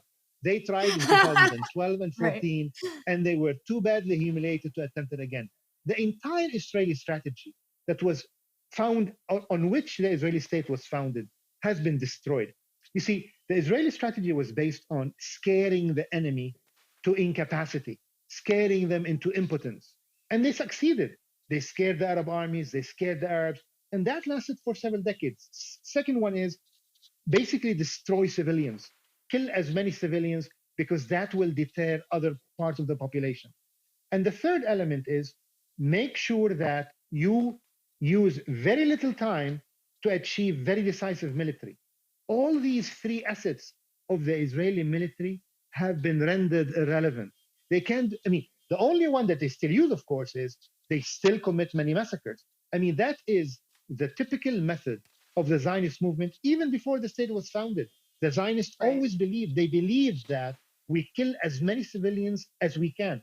Menachem Begin in his book, The Revolt, said that. He said, we committed the massacre of Deir Yassin proudly in order to teach the Arabs a lesson. That's not the case anymore. The Arabs are not scared of them. If anything, the Israeli army is way too scared. Do you see this footage that's now been playing on the screen of all these Israeli tanks being loaded on trucks and all that? This is all psychological warfare. And for that reason, we shouldn't even air them. They are trying to scare the population to submission. They will not submit, no matter how many people they kill. I mean, we have now a different generation of Arabs that have instilled the fear in the Israeli soldier. And the Israeli army know that. I mean, of course, the Biden administration is telling the Israelis in no uncertain terms, we will let you have a day or 2 days, 3 days, kill as many Arabs as you want, commit as many massacres, perpetrate many war crimes, but after a while, we're going to stop you, see what you can achieve. But they did that in 2006 in Lebanon for 33 days. And victory eluded them day after day. And they were humiliated. And for that reason, they have been too scared to advance into Lebanon or attack Lebanon. In my childhood, Israel would attack Lebanon on a weekly basis. Look at Lebanon today. They wouldn't dare. I mean, they fly over Lebanon. They try to sometimes try to engage in skirmishes and so on, but they are scared. And they are scared in Gaza as well. I mean, this is a band of terrorist army that basically are scared of the civilian population. Imagine when they face these trained, these experienced resistance fighters in Lebanon or in Palestine. Now, to answer your question, which I haven't forgotten, is the reaction, Rania, has been overwhelming. The entire premise of Thomas Friedman, even though he's a liar, I'll tell you why in a second, Thomas Friedman, Dennis Ross, the peace process functionary and its industry, deal of the century, Jared Kushner, the premise, and of course, and the premise of the Saudi regime and the United Arab Emirates regime, that the Palestinian cause is dead. Remember Fuad Ajami, he used to say that all the time? Yes. All those who believed and promoted the Palestinian cause is dead. It has been proven on social media. It is as alive as ever. The solidarity that is manifested by Arabs today on social media is one of those occasions where Arab nationalism appears in full force. Today, I heard from many Saudis, and you know how dangerous it is for Saudis to email me and communicate with me from Saudi Arabia? It is really dangerous. And I always tell them, please erase your email, erase your messages. Today, I received many messages, and all of them said the same thing separately. And you know what they said? Today is a religious holiday, a big one for Muslims around the world. And it's very big in Saudi Arabia. And with this day of Eid al-Fitr, which celebrates the end of Ramadan, they told me when we gathered around families and relatives, all of them are saying the same thing. How can we help our brothers and sisters in Palestine? There is so much compassion, so much passion. It's the same in United Arab Emirates. The regimes have not been able to contain. For that reason, the normalizing regime are very awkward and nervous right now. They are very anxious to the point. Yeah, normalization was supposed to lead to more peace, right? And look what's happening. Exactly. That's what it must be a huge embarrassment. No. I mean, it's even funnier than that. I mean, the U.S. government, and that includes Democrat and Republican. There's no difference between them, in my opinion, and I'm sure in yours. The Democrat and Republican basically believe that if we make peace with Saudi Arabia and United Arab Emirates, the entire Arab population will follow suit, as if those despots speak for anybody except embezzlers, crooks, and sleazy men with wealth and palaces around the region. In reality, the young people of the Arab world are still as passionate about Palestine.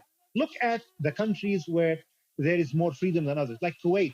Kuwait has been on the forefront, protests, social media, donation, fundraising, and so on. I mean, that's happening even when it's illegal. It is illegal to speak for Palestine in Saudi Arabia today. And the first day and the second day of these events in Saudi Arabia, the number one hashtag was Palestine in our cause. The Saudi regime was so freaked out that they collaborated with the United Arab Emirates to activate their bots on Twitter so that they will make the first hashtag the next day, Palestine is not our cause. They are nervous. They are scared. Somebody like Thomas Friedman, and I mentioned it before, people like that have been saying all along the same message. People in the Arab world don't care about the Palestinians. And yesterday, and this is a typical method of deception by Thomas Friedman, he assumed we forgot what he has said before. You know, in 2003, he cheerled the American invasion of Iraq. He was one of the most passionate, enthusiastic peddler of the lies and deception about what WMDs, right? And a few years later, after the invasion failed miserably, he came to say, I oppose the invasion now, right? He's doing the same thing. Yeah. Yesterday he said, well, people should know that the Palestinian cause is not dead. You are the one who said that, not we. We remember your lies. But okay, I mean, that's Thomas Friedman, who now we know is financially, even linked to memory of all places. So the answer to your question is that the response has been tremendous. There is so much enthusiasm. There's so much sadness. There's so much sorrow for the death. But the thing is, I mean, people of my generation, that's all our history, our age, our memories is an anthology of memories of Israeli massacres and atrocities. I mean, that's what we remember. In my own lifetime, I just made it into 61 years of age last March. And in my memory, Israel has attacked Tunisia, Libya, Sudan, Egypt, Lebanon, Palestine, Jordan, Iraq, Syria. I mean, Israel has attacked Syria more than 500 times in the last few years. And you have dishonest propagandists like Western correspondents like Liz Sly, who in my opinion is one of the worst Western correspondents to ever work in the region, who said that Israel has remained largely outside of the Syrian conflict.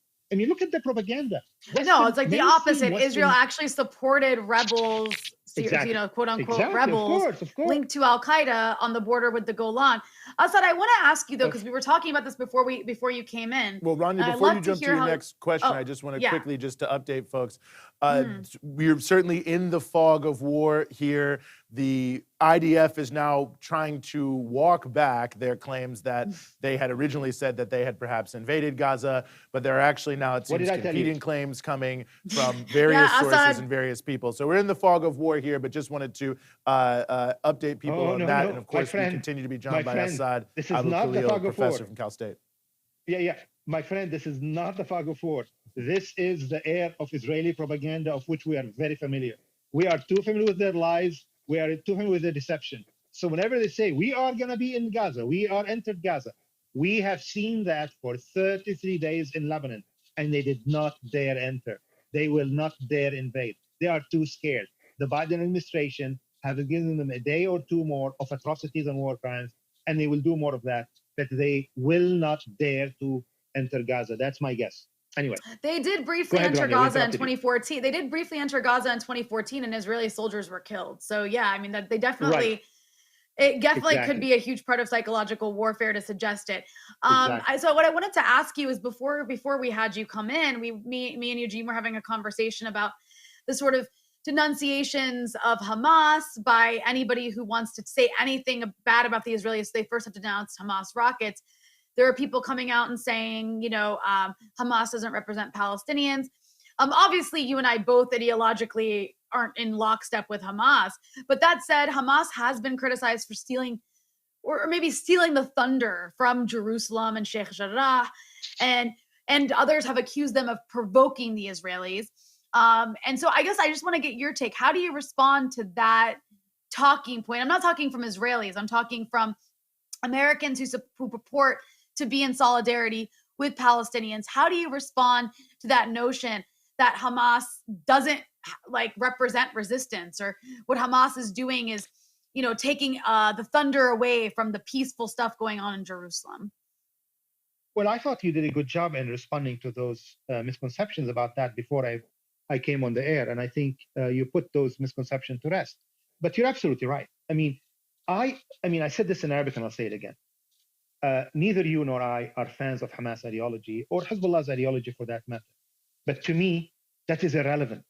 When people are resisting an occupation, I don't give a damn, and neither should anybody, about what their ideology is when they're fighting for an occupation. When the people of South Africa were fighting apartheid, there were many violent methods used, including what is called necklacing of collaborators. Remember when they put tires around their neck and they would light the fires around their neck and kill them because they were collaborators with apartheid regime? And none of the Western liberals with heightened sensibilities and sensitivities on Palestine used to ever condemn South African for these methods. They supported them without any reservations. When it comes to Palestinians, for some reason, they have so many layers of standards and requests and conditions that are placed on them. They tell them, well, you can resist, but we want you to be secular. We want to be feminist. We want to be environmentally correct. We want you to be extremely PC in your language and so on. And then we will consider, but also never use any violent methods, and also don't boycott the enemy. Look, I believe that developing countries should should never bother with the standards, neither of Western government, nor of Western media, and not even of Western human rights organizations. These are arms of an empire, and they are fundamentally premised on racist standards with which we should be totally dissociated. Yes, Hamas is an ideology. I don't like their rhetoric. I don't like their ideology. But the Palestinians have the right to resist and to form their own organization. When I was younger, Palestinian organizations were more to my liking. They were Marxist-Leninist groups. They were leftist, Arab nationalists, and so on. And the Islamists were very much along the margins. Today, the picture has changed. But even now, Rania, you would never know from the coverage. Have you ever seen a reference in the mainstream media that you and I consume regularly? Have you seen a reference that Marxist-Leninists in Gaza have also been engaged in resistance, that they have also lobbied missiles in defense of Gaza? Well, I'm here to say that the Abu Ali Mustafa group, which is a military arm of the Popular Front for the Liberation of Palestine, which is a Marxist-Leninist organization, have also been participating. But that doesn't make it to the media because they only want to focus on Hamas, because it makes it easier to demonize the entire Palestinian population on the basis of one group. But look, I have seen this game before, and I don't want to play it again. Because back in the 1970s and 80s, I used to be asked this question, but what about the PLO, and what about Yasser Arafat, and so on? And I always detested Yasser Arafat, and I always say, that is irrelevant to me. The question is, do people have the right to resist or not? And I say, they have the right to resist, they have the right to resist, and it's not for me to tell them, you have to espouse secular Marxist-Leninist ideologies and be very feminist. I wish they are feminists and all these things, but that is not the question. The question is, when the French resistance was engaged against the Nazis, nobody ever, when they look back, put any standards or judgment on them. Do you know, in some cases, the French resistance used to go to a collaborator's home. Not only they will kill him, they would kill their wives and their children, and in some cases, dogs and their pets. The French resistance, after the war was over, they went to women who even drank beer with German soldiers, and they paraded them, and they shaved their head, and they shamed them in the streets of different French towns and cities, and they spat on them, and they hit them, and they stoned them, and in some cases, they killed them. Nobody says the French resistance was bad. It is remembered as one of the most heroic episodes of Second War history. I believe that for Western liberals to try to impose certain standards that never been imposed on any people under occupation is entirely audacious, but also racist. Because they apply certain standards to Palestinians that they've never applied to any other people before. Right. No, that's an excellent point. And I'm actually glad I asked you because I think you articulated it in a way that I couldn't quite. And I have one more question I'd like to ask you, Asad, and that's about this issue of what's going on inside 48 Palestine, where you have these, roving gangs of lynch mobs trying to find Arabs to attack. And I'm curious, have you ever seen this level of communal violence in present day Israel, in 48 Palestine, among Jews and non-Jews? And to what do you attribute it happening now? Because obviously Palestinian citizens of Israel, Palestinians in 48 Palestine have been discriminated against since Israel's founding. So what is it? What do you think is happening now that's caused this to take place? Is it more about the level of hate on the Israeli side growing greater and more extreme? What do you attribute it to?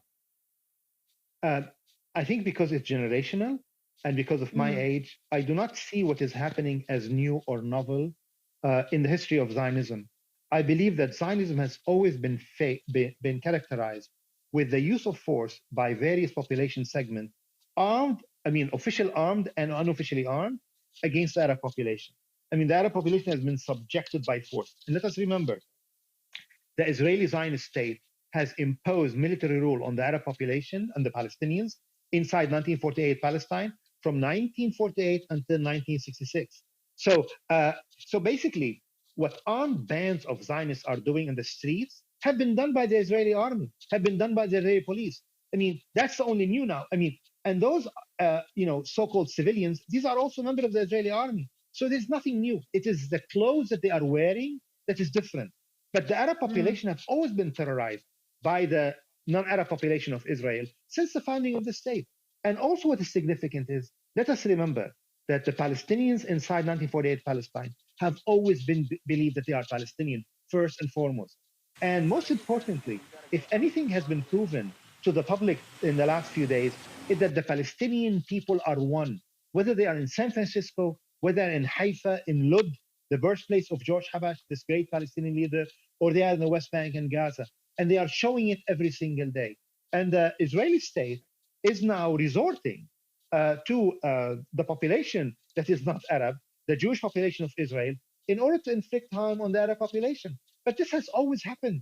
I mean, the Zionists have done that against Arabs since the 1930s. In the 1930s, I mean, if you read even Zionist history of the conflict, like Walter Lecker in his big book, History of Zionism, he said in 1935, all the methods of terrorism today that we talk about, I mean, count them one by one.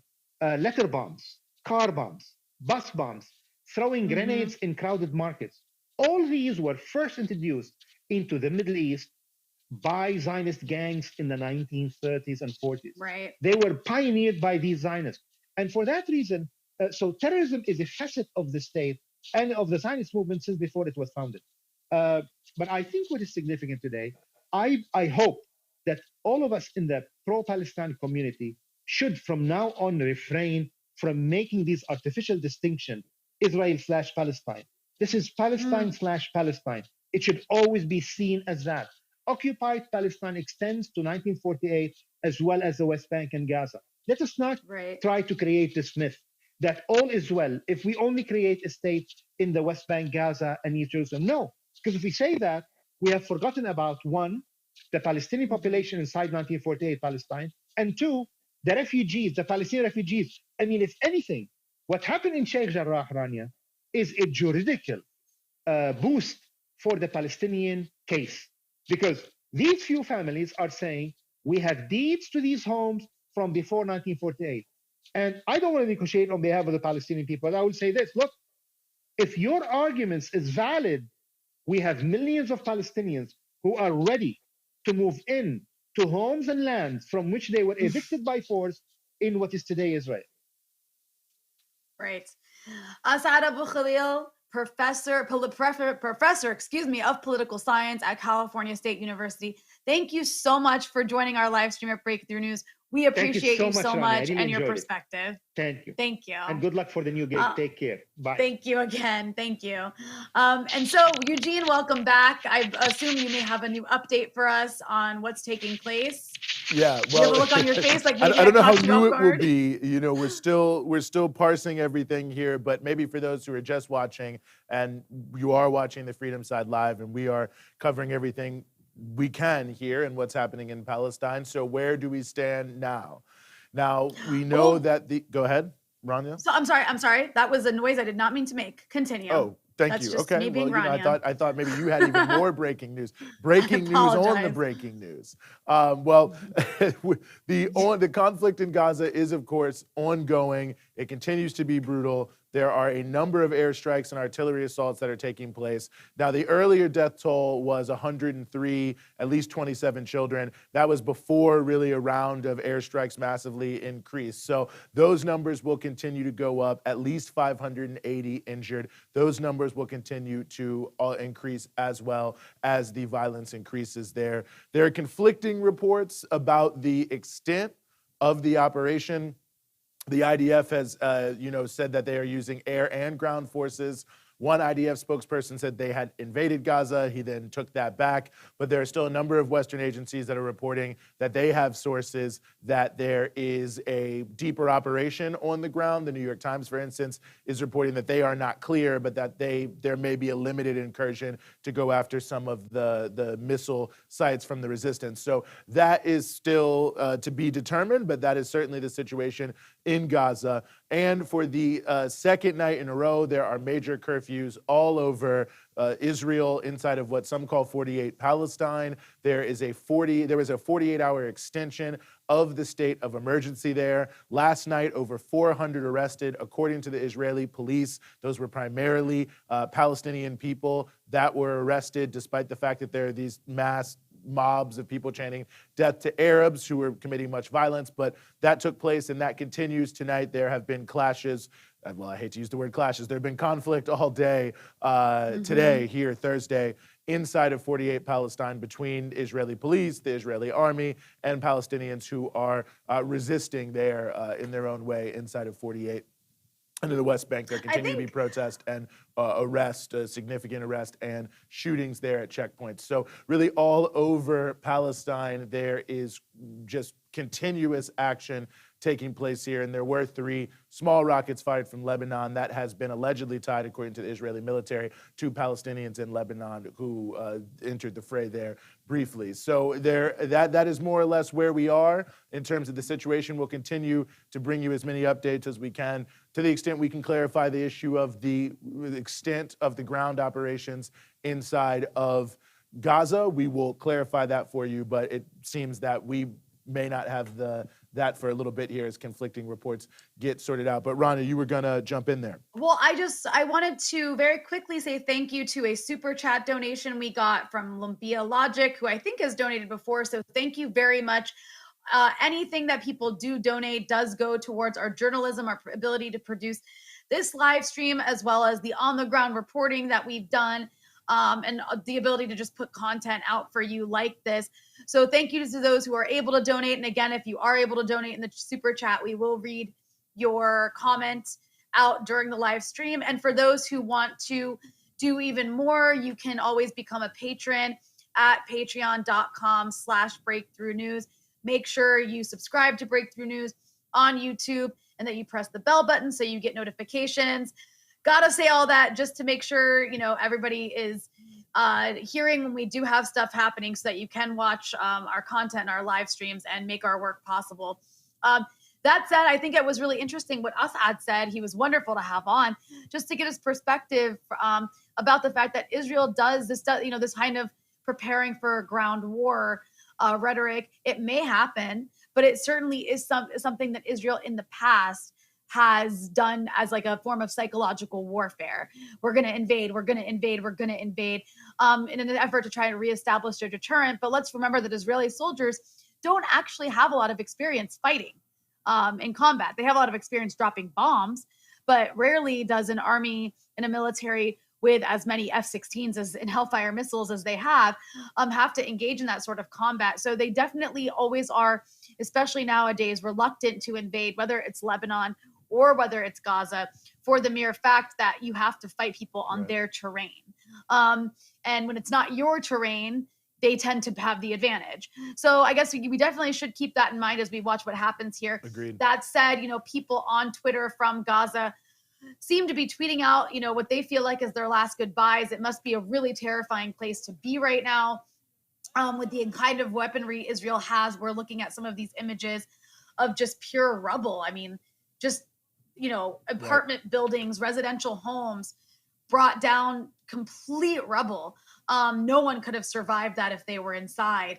And think about how big the bomb has to be to do that much damage. And that, again, is American funded and supplied weaponry. Israel could not be doing this if it wasn't for a bipartisan consensus in America that Israel gets to have unconditional access, limitless access to the most sophisticated weaponry in the world to use on a naked, defenseless population that does not have bomb shelters to hide in, does not have an Iron Dome system. Right.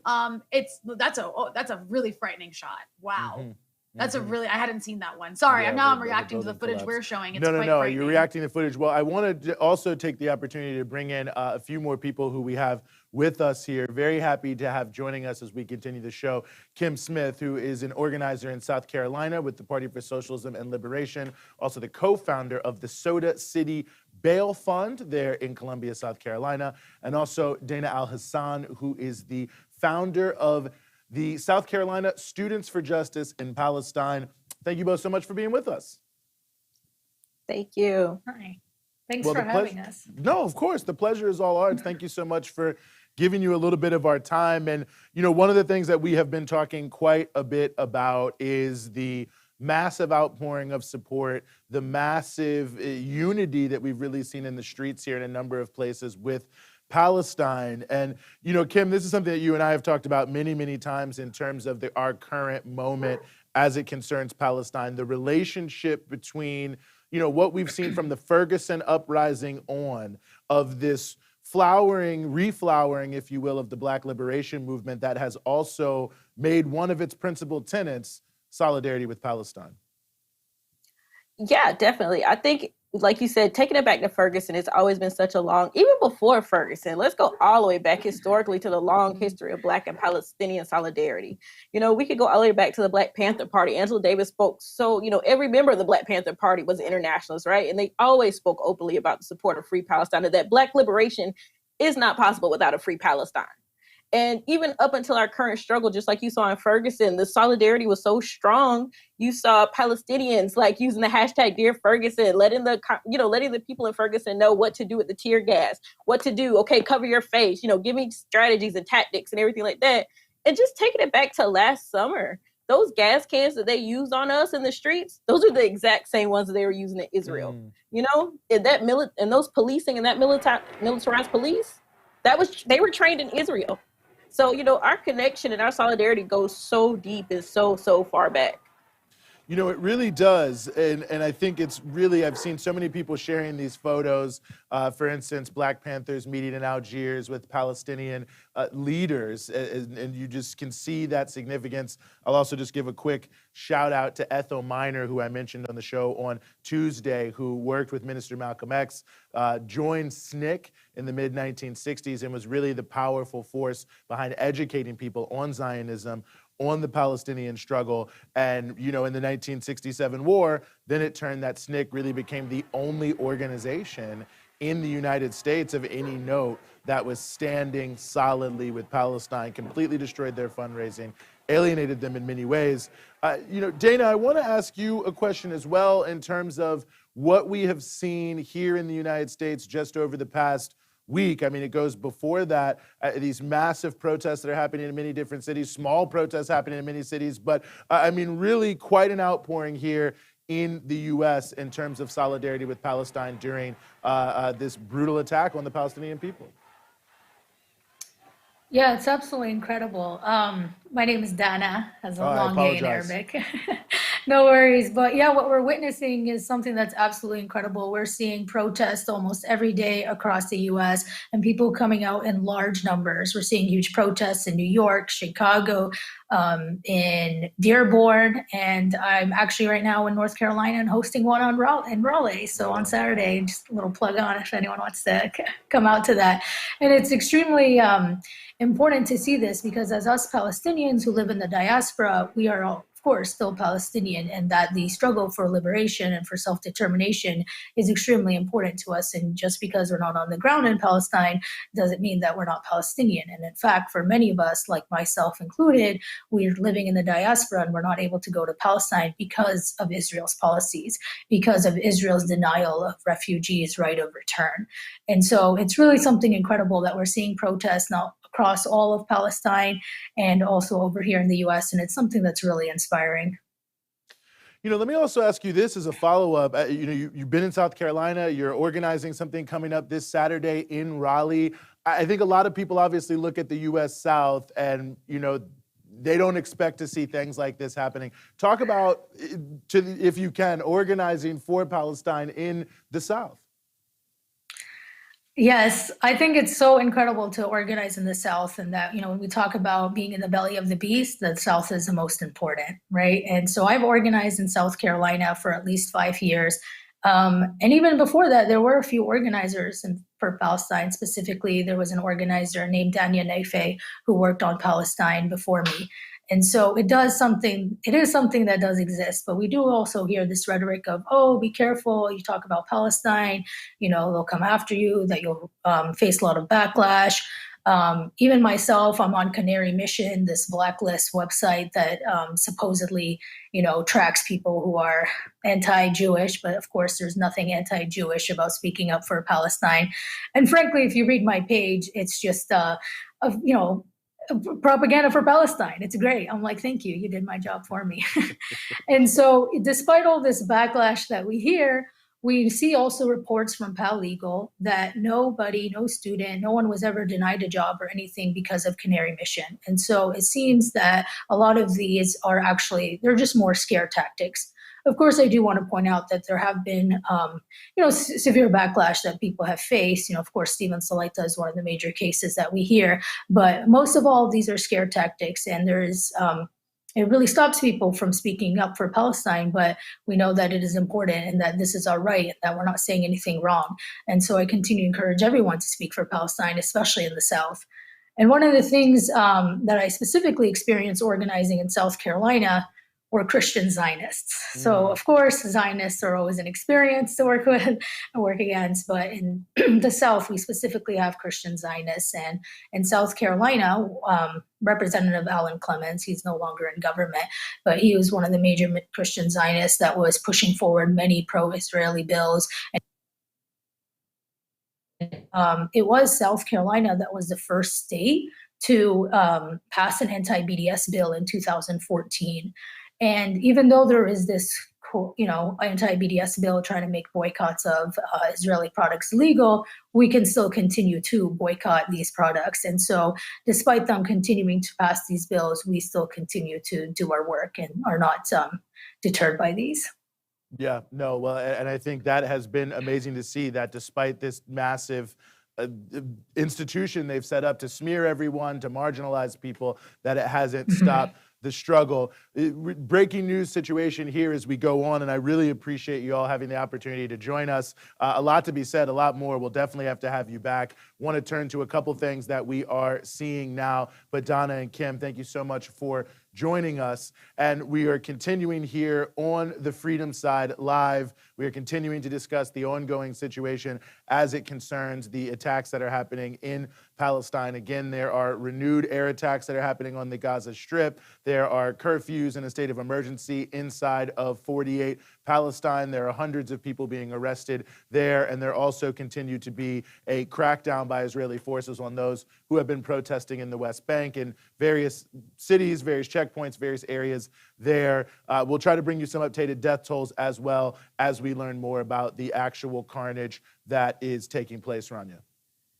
I think now would be a good time to discuss something that actually happened in the last 24 hours related to this. And that is that a former colleague of mine, the founder of the Electronic Intifada, Ali Abunimah, was on a German state news outlet either yesterday or the day before, Deutsche Welle, to discuss the Israeli escalations on Palestine. And I actually want us to show a clip of what he said, because Deutsche Welle, within 24 hours, took down the news clip. They took it off their website and they apologized for having Ali on and called him an anti-Semite because there was such a backlash to having him on their program. So, I want to show what I think is the most powerful part of the clip of Ali's interview on this German news outlet, because it was so powerful and so convincing and persuasive that there was an effort to push them to take it down. And of course they did. Can we show that clip of Ali? I think we can.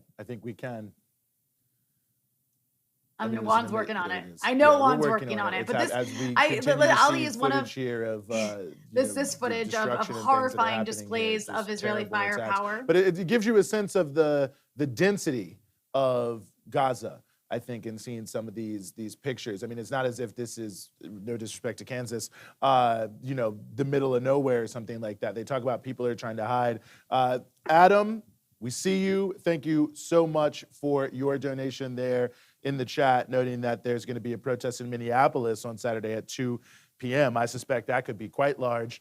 Minneapolis, many people don't know, but a very real stronghold for the Palestinian struggle for many years in terms of that protest movement. So I appreciate you, Adam, in terms of that donation. Everyone who's donated so far in the chat here tonight, everyone who's watching us, everyone who's joining us on the Freedom Side Live from Breakthrough News as we continue to cover the ongoing attacks on the Palestinian people in Palestine, and I think we do have the clip now that you were mentioning. Of Ali Abu Nima, yeah. And the German government recently denied the obvious fact, which was confirmed even by Human Rights Watch, that Israel is an apartheid regime. And I think it is time for the people of Germany and German elites to stop making Palestinian children in the Gaza Strip pay for the crimes of the German people against European Jews. Palestinians are sick of paying the price for guilty German consciences. So the bloodshed,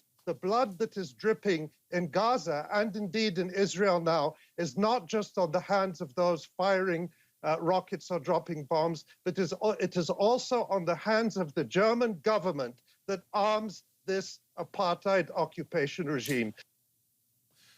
And so just remind us again, beautifully Rania, so they said. took that down and apologized? Yeah, so this is a translation of the press release that they put out about it. Deutsche Welle apologizes for a television interview on the escalation in the Gaza conflict and removed the post. The broadcaster said that an activist made anti-Semitic remarks on a news program on Tuesday and that he wanted to justify acts of terrorism. Preparation and implementation of the interview were inadequate, it said. Even if it is not always possible to completely prevent statements from interview guests in a live situation, this mistake should not have happened. Quote, "We regret that," said a spokesperson for Deutsche Welle. The broadcaster aims to always report in a balanced and fact-based manner. This also applies to reporting on the Middle East conflict. In this case, the said program, this was not successful. Deutsche Welle broadcast the interview on the English language news program The Day. For several days, there have been rocket attacks on Israel by Palestinian militants in the Gaza Strip. Now, Ali, the rest of the interview, Ali said a lot of the kinds of things we've been saying on this live stream about the reality of the situation, the reality of Palestinians don't have their own army. I think that was probably the most powerful portion of his interview. I encourage people to go watch that interview. It is still available on the Electronic Intifada YouTube channel. They have it up there. I think it's probably one of their most recent videos, and you can watch it in full.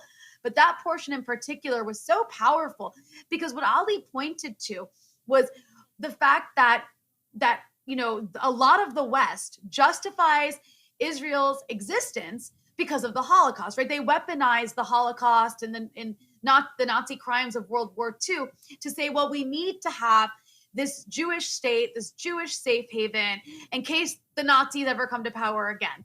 And Ali's point is so powerful because why is it Palestinians who have to be ethnically cleansed and bombed and treated as second and third and fourth and 10th class citizens and literally thrown into the sea so that there can be a safe haven for Jews, which is a crime against European Jews that was committed by the Germans? Why is it that Palestinians have to pay for a crime committed by Germany? Because Germany in their language, and the way they talk about Israel, they describe their support as being like reparations for the Holocaust, which, I mean, that's another subject to broach, right? Is the idea of reparations for a genocide being supporting a settler colonial state doesn't make any sense. Being to support another genocidal ideology of ethnic cleansing doesn't make any sense. But let's put that aside for a moment and add to the fact that Palestinians aren't the ones who are responsible for that. Right, that was right. German responsibility. And I think that for that, I think it was such a powerful point that he made. And I mean, that's why that got censored. Yeah. And of course, there is this, you know, lobby that I'm sure pushed against him and called him an anti-Semite and a supporter of terrorism. I mean, what absurdity that is.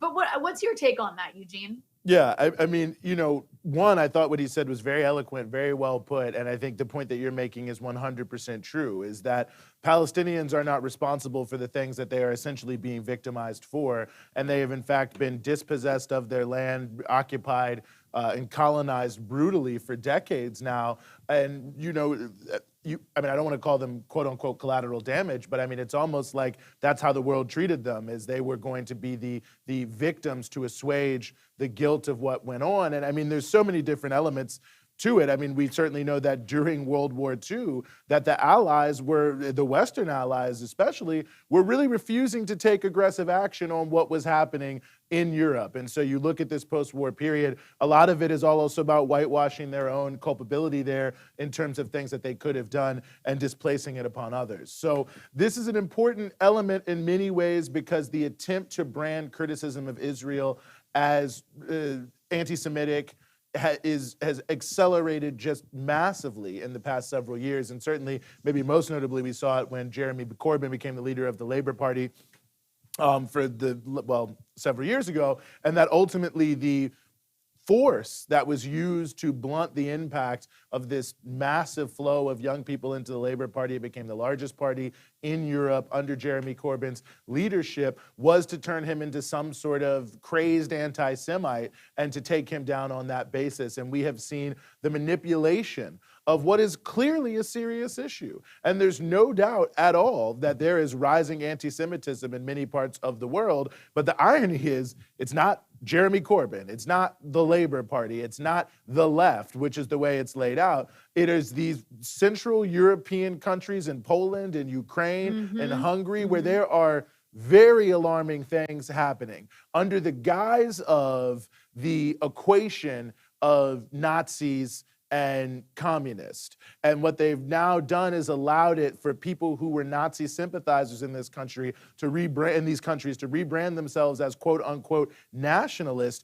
and emerge as national heroes and to be celebrated in disgusting ways. But these are the main US allies in Europe in many ways. I mean, obviously the US is very close with the Western countries, but they have their own power, they have their own leverage. But these Central European countries are basically puppets of the United States. They're certainly the agents of NATO and US policy inside of Europe, but they are the epicenter of a very dangerous, very scary, very concerning rising anti-Semitism. So I don't think that we can or should be cavalier about this, but the reality is that the Israeli government and their allies around the world, rather than actually confront people like Viktor Orban, they're instead weaponizing the issue of anti-Semitism to attack the critics of Israel. So not only is it extraordinarily dangerous from the point of view of misunderstanding what's going on vis-a-vis Palestine and to chill the critical effect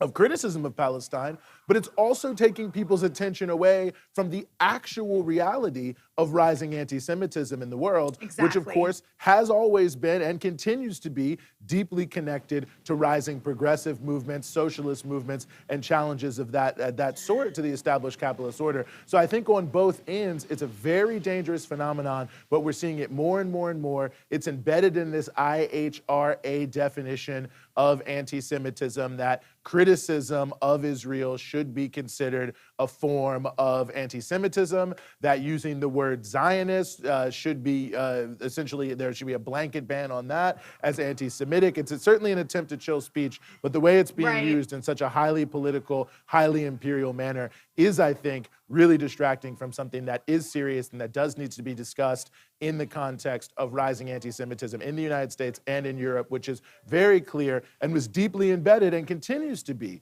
in the Republican Party movement. I mean, there are many things you could say about George Soros and his political strategy in liberalism, but it's obvious that the reason that he has been raised up as the boogeyman by the right wing is it fits very comfortably into the trope of wealthy Jews manipulating blacks for malign purposes. It's a very old weapon used by right-wing conservative forces in this country and in others, and we're seeing that again. But instead of a real conversation about the real anti-Semitism, we have Jeremy Corbyn, one of the world's most outstanding anti-racist and anti-imperialist, being smeared ridiculously. So that's, I guess, you asked my take, I just gave you a rant.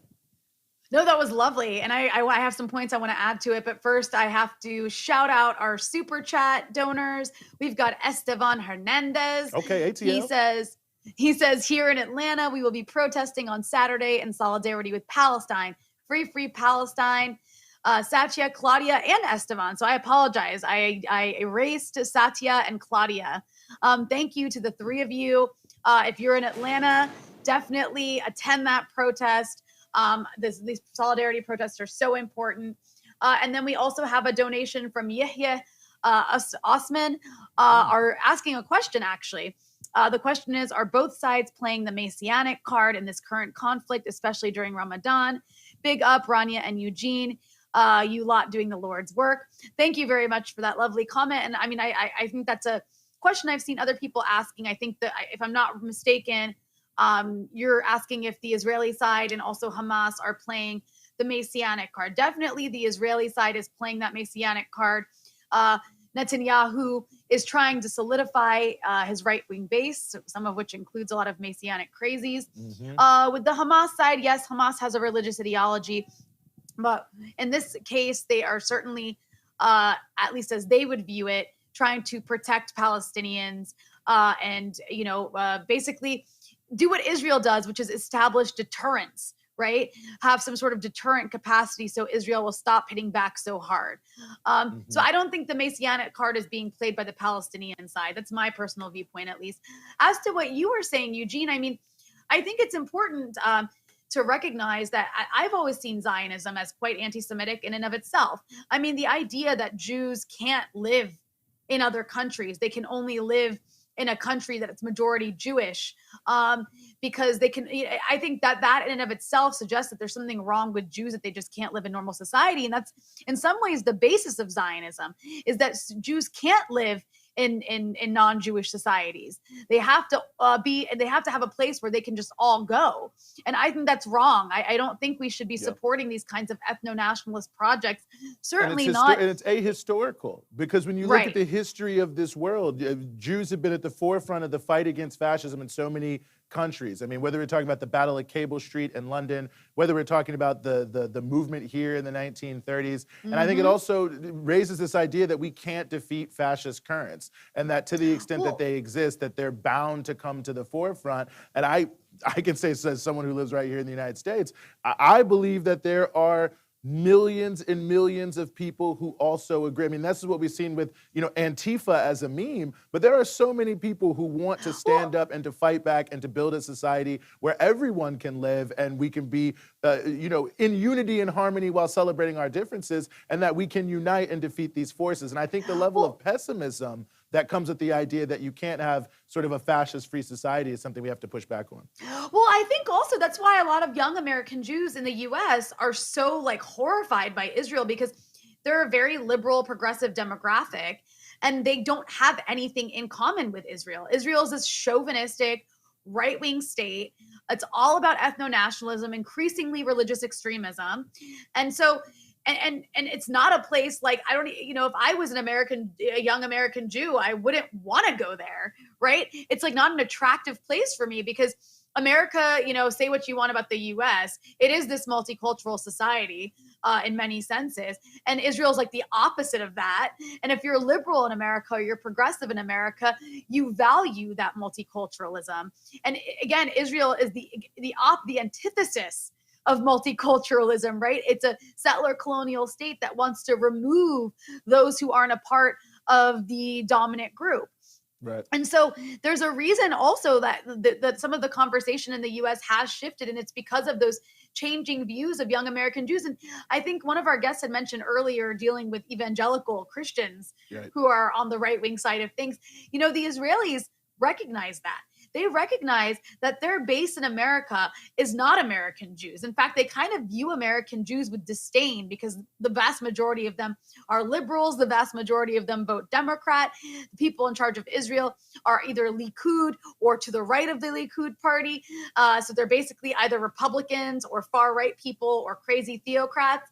And so they see their base of support in the U.S. as evangelical Christians.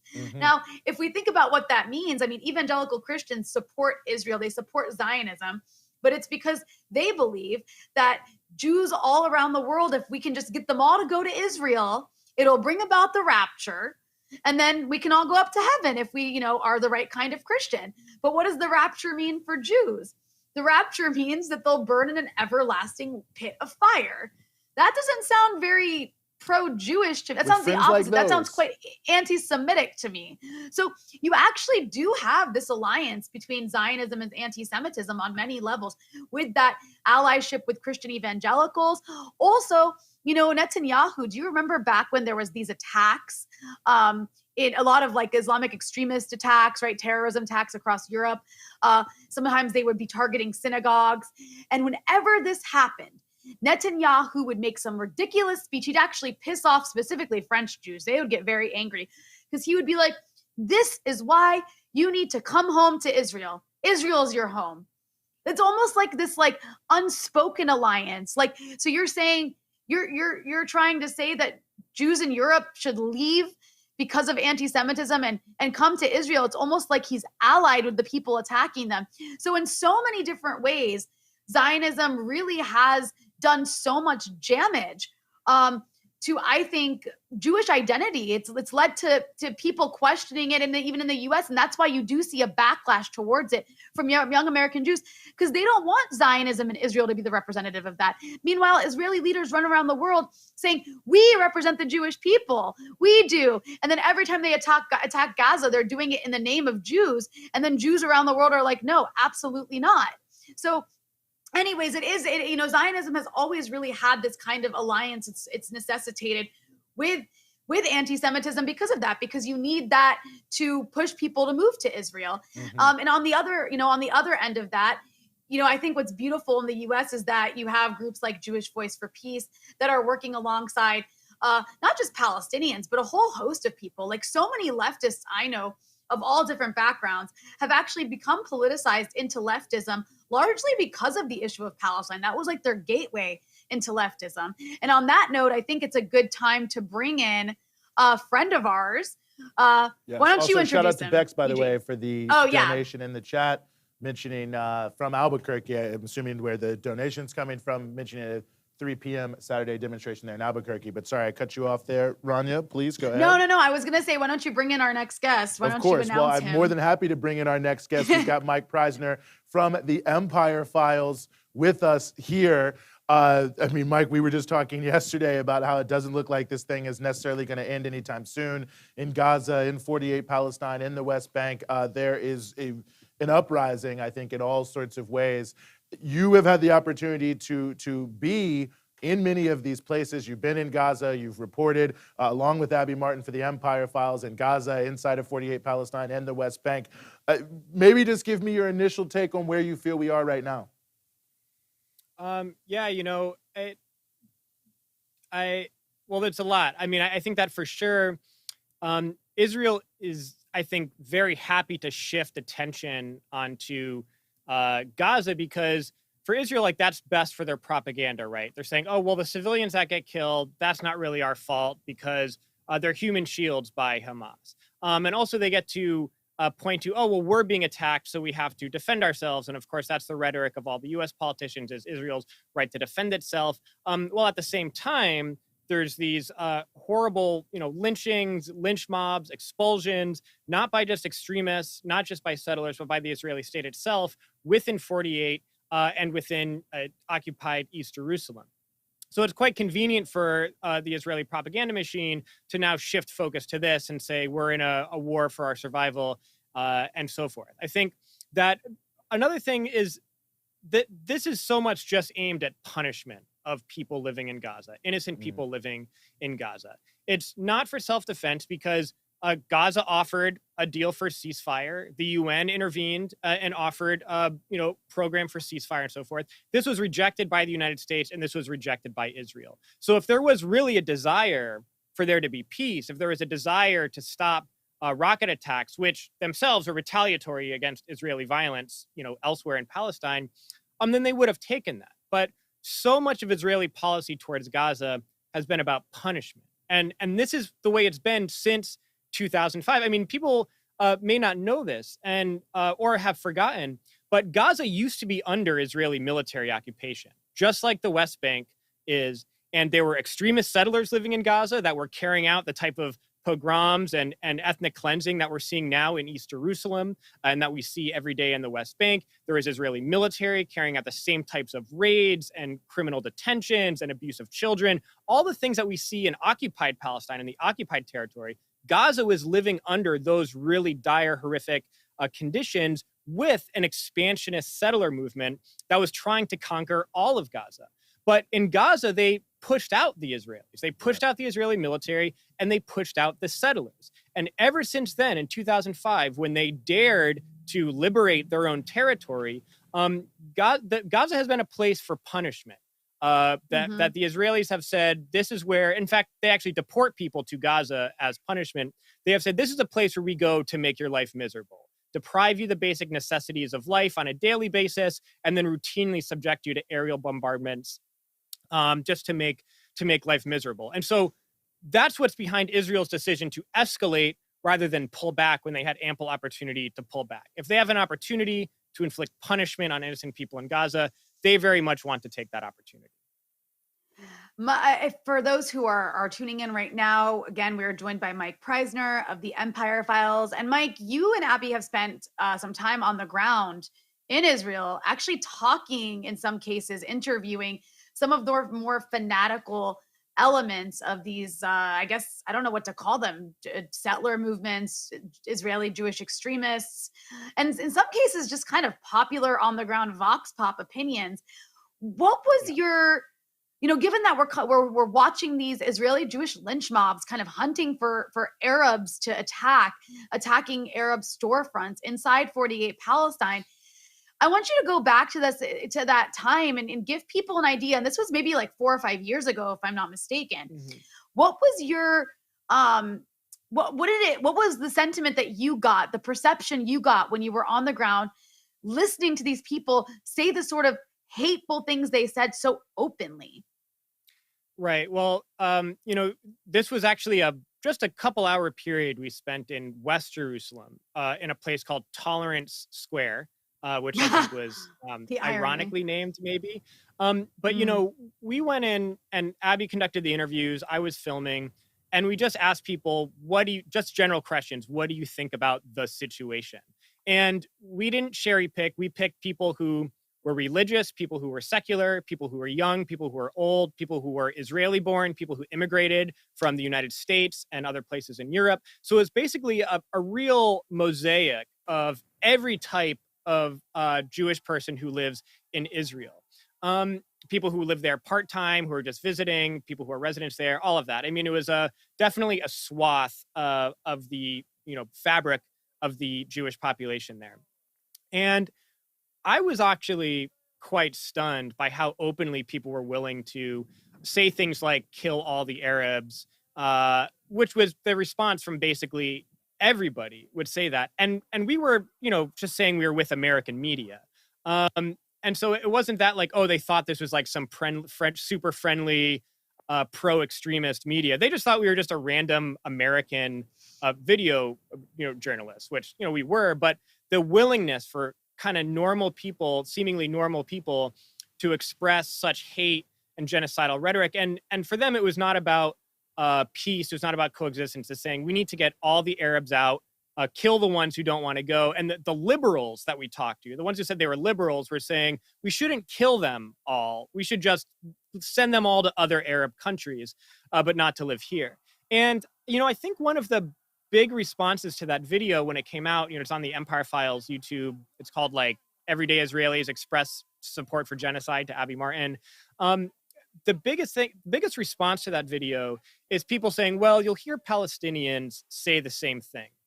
And that's actually a response I've seen to the lynch mobs going around Israel, going around 48, which of course is the place that Israel touts as where Arabs and Jews live together in harmony. There's no apartheid because Arab citizens of Israel and Muslim citizens of Israel have the same rights and so forth.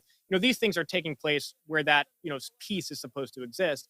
But similarly, the response to those fascist marches has been, well, Palestinians feel the same way about Jews, and this is just, what do you expect or whatever.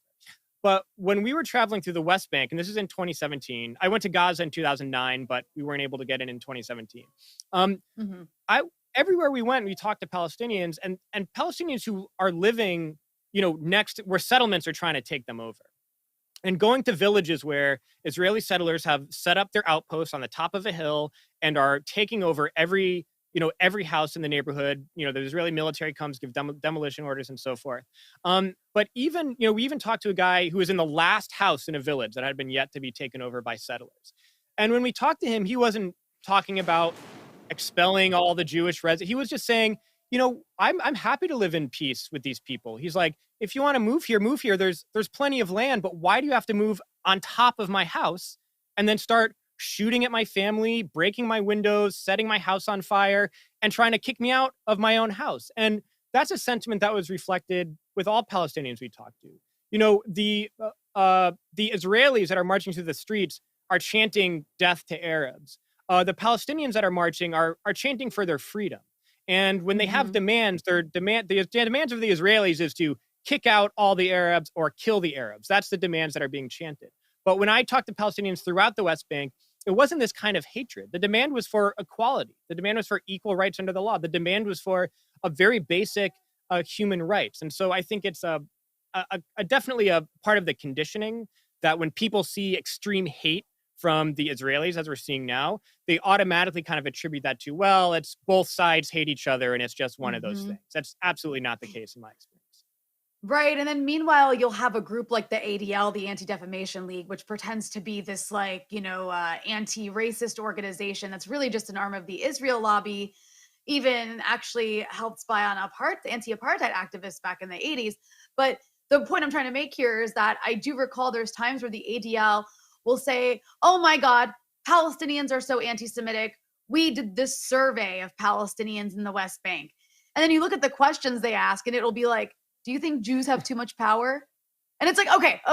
If you asked an American that and they said yes, then that's anti-Semitism. But if you ask a Palestinian in the West Bank who's surrounded by Jewish settlers who are privileged over them, who's surrounded by Israeli Jewish soldiers who control their everyday lives, like to call that anti-Semitic, and just the juxtaposition of what you just described is so jarring. And I think the reason behind that is because Palestinians don't have an ideology of settler colonialism behind them. They're just natives who want to be able to stay and live freely on their own land, whereas Israelis have this settler colonial chauvinistic right-wing fascistic ideology that is hateful and promotes ethnic cleansing. And I mean, I think that's interesting also, just that you noted like the difference between the liberal Israeli, secular Israelis versus the more right-wing fanatical ones, was it was a difference between supporting ethnic cleansing and separation versus supporting full-on genocide. I mean, and it's what's scary about that is that's an ideology that has no obstacles in its way. I mean, Israel has the unconditional support of the West. They're armed and funded by the West, and there's no red lines. There's no one saying this is the line and you can't go past here. It's pretty much just like, we'll see where Israel goes and we'll deal with it after. And to just imagine, the thought of being a Palestinian in Gaza right now, or being a Palestinian in 48 Palestine right now, or in the West Bank right now, you are at the complete mercy of people who want you dead or who want you to disappear. And there's really nothing standing in between you and that except for maybe homemade rockets. Yeah, I mean, it was a big wake-up call to go and to discover for myself like the myth of like an Israeli left and so forth. In fact, and what you're mentioning about how that ideology and the extremist ideology, which is mainstream opinion in Israel. In fact, like Netanyahu is like a moderate compared to like the rest of the population. And it's because when you have a society and a culture that's based on settler colonialism, that is going to infect every part of life and every individual. Like I think people have this memory of like Israel, like in the 50s or 60s, and this like socialist kibbutz lifestyle and so forth, and believe that there's still some remnants of like, like progressives in the US would like move to Israel to like live on a socialist commune and so forth. And there were people that, you could call socialists or leftists who were there. But that's like pretty much gone. And, I've talked to Israeli anti-Zionists, Israeli born, and, they've told me, if you're anti-racist and you live in Israel, you just move. Because if you have an Israeli passport, like you can go anywhere in Europe. You can move to Italy, you can move somewhere else. And it's such a hostile environment towards people who are anti-racist that you don't want to live there. Like not only are you surrounded by extreme racism at all times, but it's actually dangerous to be a leftist. In fact, when we were there, we heard more than once that there is a saying that the Arabs are the common cold, but leftist Israelis are AIDS, meaning it's harder to get rid of the common cold if you have AIDS. And so the barrier, Israelis see the barrier to expelling the Arab population is Israeli leftists, groups like B'Tselem and the resistors who don't join the IDF, numerically very, very small and very tiny. But the rest of the Israeli population sees them as worse than the Palestinian population because they are standing in the way of doing what they want to do, which is, ultimately a complete ethnic cleansing. Yeah, I think that's a very relevant point. You don't even know what to say about some of these things. Obviously, there's a lot going on. There's continuing attacks going on in Gaza as we move forward here on the Freedom Side Live. We have Mike Prysner with us from the Empire Files. I'm Eugene Puryear, and of course, I'm joined by my co-host, Rania Khalek. We also have joining us now Dan Cohen from Behind the Headlines, a journalist who's also had the opportunity to report from all over the occupied territories, certainly in Gaza. Dan, thank you so much for being with us. Good to be with you, Eugene. Dan, what are some of the things that you're seeing right now about what's going on in Gaza? What have you been hearing? There's a lot out there in terms of the media. And what's your read right now? I've been in touch with a number of Palestinians in Gaza basically all day and all evening. Just texting with one right now, a doctor in Al-Shifa Hospital, the largest hospital in Gaza where the most serious cases go. And he told me that there was a huge wave of casualties that he just operated on. Most of them were children. He also just sent me a photo of many people standing outside of the hospital who fled the areas in the east and that are basically being hit the hardest by Israeli airstrikes and artillery assaults. And basically, these are people who just don't have anywhere to go because their homes are being destroyed right now. It's just a bunch of civilians and little kids. He sent me photos of these people who were injured, who were fleeing their homes in Beit Lahia, a village in the north, to the entrance and exit that I used to go through from Israel, from 1948 Palestine into Gaza. You see, their skin is. So there have been dozens of casualties, deaths tonight. And it's just, I was on a live stream a few hours ago with a couple of Palestinians in Gaza, and they were just in sheer terror. You could hear the airstrikes behind them. I just don't even have words for how horrifying this is. It's the most intense. What they're telling me is it's the most intense assault they've ever experienced, which is saying a lot because 2014 was absolutely horrific. And this is apparently so far even worse. Wow. That's, I almost don't even know what to say about that. Given the unbelievable just brutality we've seen over the years, to hear that people are saying it's the worst they've ever felt. So go ahead, Ron. Eugene, I want to jump in here because, Dan is somebody who spent a significant amount of time reporting, not just from Gaza, which is obviously in a horrific situation right now, as we just heard, but also, Dan, you've spent a significant amount of time on the ground among Israelis, and you've really spent a lot of time reporting on the Israeli Messianic ultra-religious settler movement, the Temple Mount movement. And it seems like from what we're seeing with these kinds of lynch mobs, not just in Jerusalem, but all across 48 Palestine, it seems like these people have grown in their numbers and they're out in the streets, they're empowered. Can you tell us a little bit about the ideology behind these people? Because I don't think it's, I don't think it's a hyperbolic to say they're kind of like Jewish Taliban we're talking about here. Is that hyperbolic? Can you describe what drives these people, what their ideology is, and also what their power is in government? I would say that they're actually more extreme than the Taliban, because the Taliban wants to impose an Islamic State only in Afghanistan. These people want to impose, the Jewish state of Israel across the entire Levant. We used to use that hashtag JSIL, and it's complete. They want a theocratic, genocidal dictatorship across not only all of Palestine, but Lebanon, Syria, Iraq, Iran, Turkey. I David Sheen, the Israeli journalist who, you guys have interviewed, we all know really well. He and I recorded them secretly, basically explaining this ideology.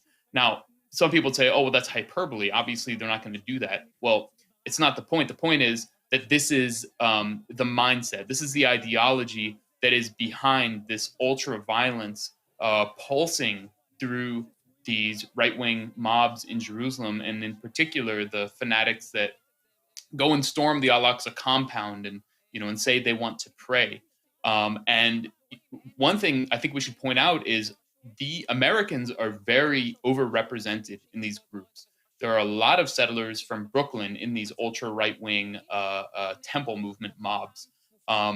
And that there has to be real questions about why so many Americans are attracted to these. It's not only Americans. Another thing, when we see these videos of ultra right-wing lynch mobs roaming through the streets looking for Palestinians, these tend to be from the lower classes of Israel. So these are not, the Americans or the descendants of Europeans. Those are the descendants. The Europeans are basically the ones sending out the messages, telling them what to do. But these are kind of like soccer hooligan types who are from basically kind of even the Israeli ghettos who really have no opportunity in life, and so they're sucked into this hard right-wing ideology. They go, they join the army, they get out, they don't have anything to do, so they're ultra angry and ultra violent. And what's really shocking is a lot of them tend to be Arab Jews, Jews who left surrounding Arab countries in basically in the 50s when Zionism created these really like exacerbated these sectarian tensions, and Israel also launched false flag attacks in order to get Jews to leave their countries in Iraq and Egypt, for example. So there's these like class and kind of race dimensions even among the ultra right in Israel. I suggest for those who are watching and tuning in, just to let you know, we're speaking to Dan Cohen. He's from a journalist with Behind the Headlines. He spent an extensive amount of time. You used to basically live in Palestine, spending a significant amount of time reporting on the ground from the West Bank, from Gaza, from 48 Palestine.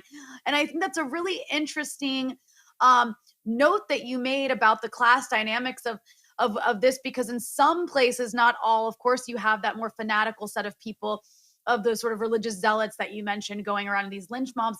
But there does also seem to be this intercommunal violence in some of the poorer cities like Lod, where there's young, poor Arabs, young, poor Jews, kind of fighting each other in a way that definitely has a civil war kind of vibe to it, a sectarian civil war kind of vibe to it. Reminds me of some scenes you might see like in Syria or parts of Lebanon between different sects. So I'm glad that you mentioned that.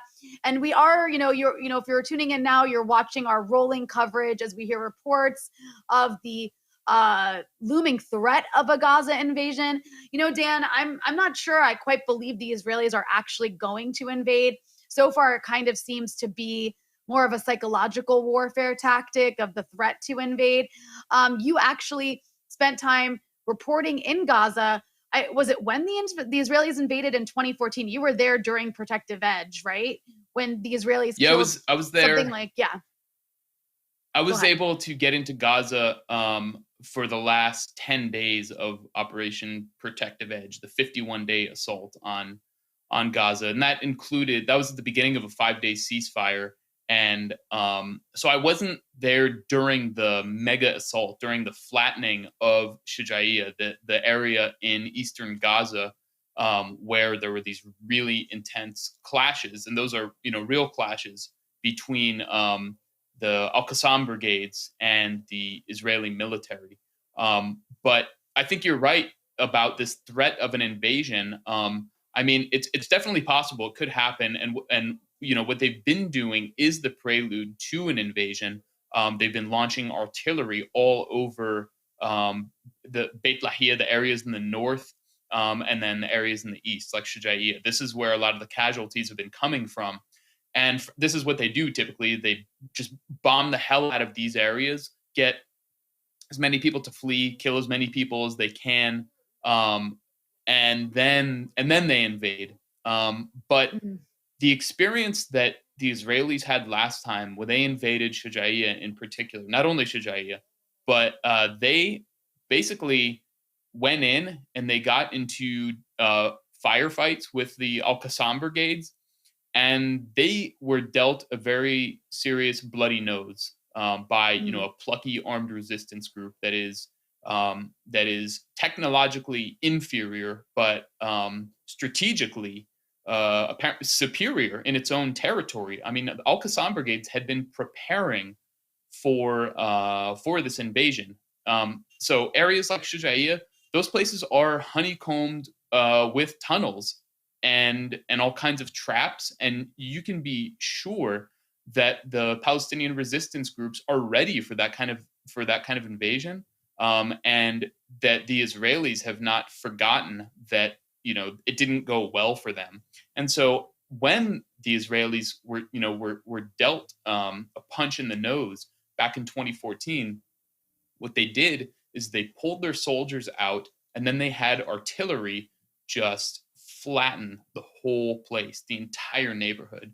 And that killed so many people who couldn't leave their homes or didn't leave their homes for whatever reason, because there's not really anywhere to go. I mean, you can go stand in the street, but how long can you just hang out in the street?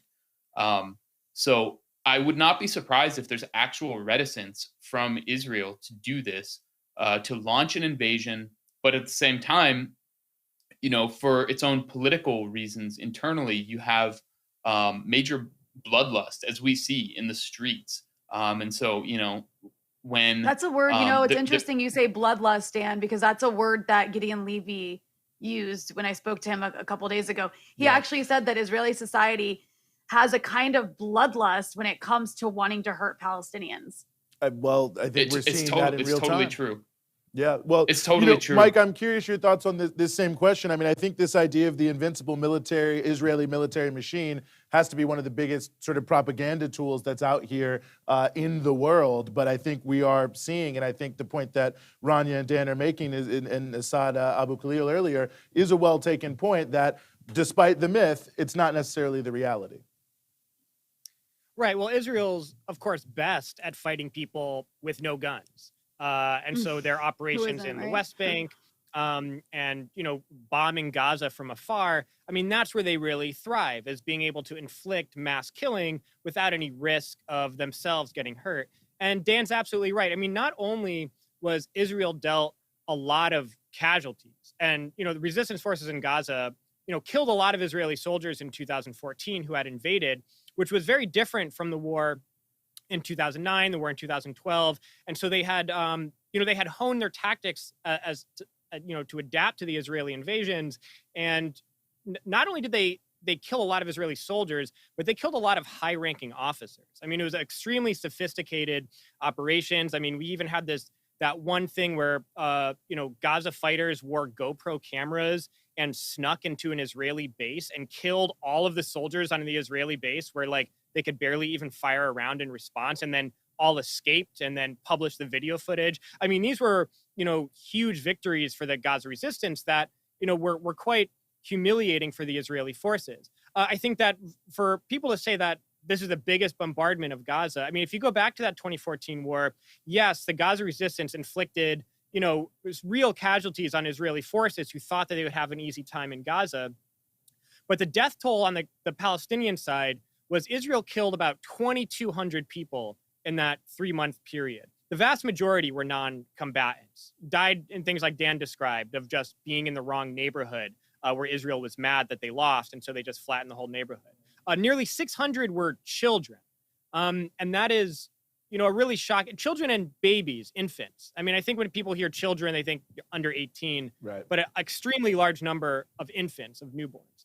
And when you contrast that with the Gaza resistance operations, in 2014, they killed a lot of Israeli soldiers, but killed basically 0 Israeli civilians. In fact, I believe the only Israeli civilians who were killed were actually helping Israeli soldiers, like helping them reload ammunition. And so they were with Gaza or Israeli military positions. And so by default becoming combatants. And that was intentional. It was intentional to inflict losses on the military and not on Israeli civilians.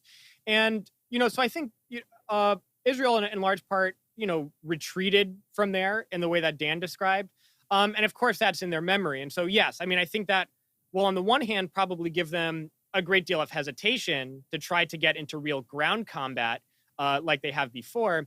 But I could also see people wanting retribution and revenge and taking since 2014 to prepare to not make the same mistakes and invade Gaza successfully and show that we can defeat them on the ground. And so I'm sure that there is a duality of opinions in the Israeli military leadership of saying we can show that we can fight them on the ground and win, or we can do just enough damage and killing and do like a psychological operation where we say we're invading and so forth, but only do enough that we need to distract people until we need to pull back. But I think that another thing that's important for people to understand is the depiction, of course, is that, this is just a war against Hamas. There are many different armed factions in Gaza that will be fighting an Israeli invasion. Everyone from moderates to socialists are part of this united front. But the thing to always remember is that the number one casualty is civilians whenever Israel launches one of these incursions, and it's and that's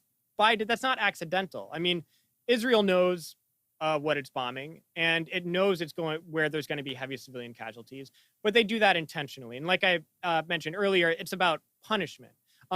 They want to inflict civilian casualties. They want to make life as horrible as possible for people and to kind of try to teach them a lesson and make things miserable. And I think the greatest evidence of that was at the Great March of Return in 2018 and 2019. Israel claims that the only people they kill, especially children, we killed 600 children, but they're all next to militants who are shooting at us, or they're all in areas where Hamas was launching rockets against Israeli civilians. But in the Great March of Return, where nobody was firing at Israeli troops, nobody was shooting rockets, nobody was shooting guns, no one was doing anything that would endanger any Israeli civilian or any Israeli soldier, they shot and killed 35 children of snipers, shooting people from a distance of like 100 meters away, intentionally, knowing they were children, according to the UN investigation, shot them knowing that they were children. Actually, close to 1,000 children were shot by Israeli snipers, most of them disabled for life, but 35 actually died because they were shot directly in the head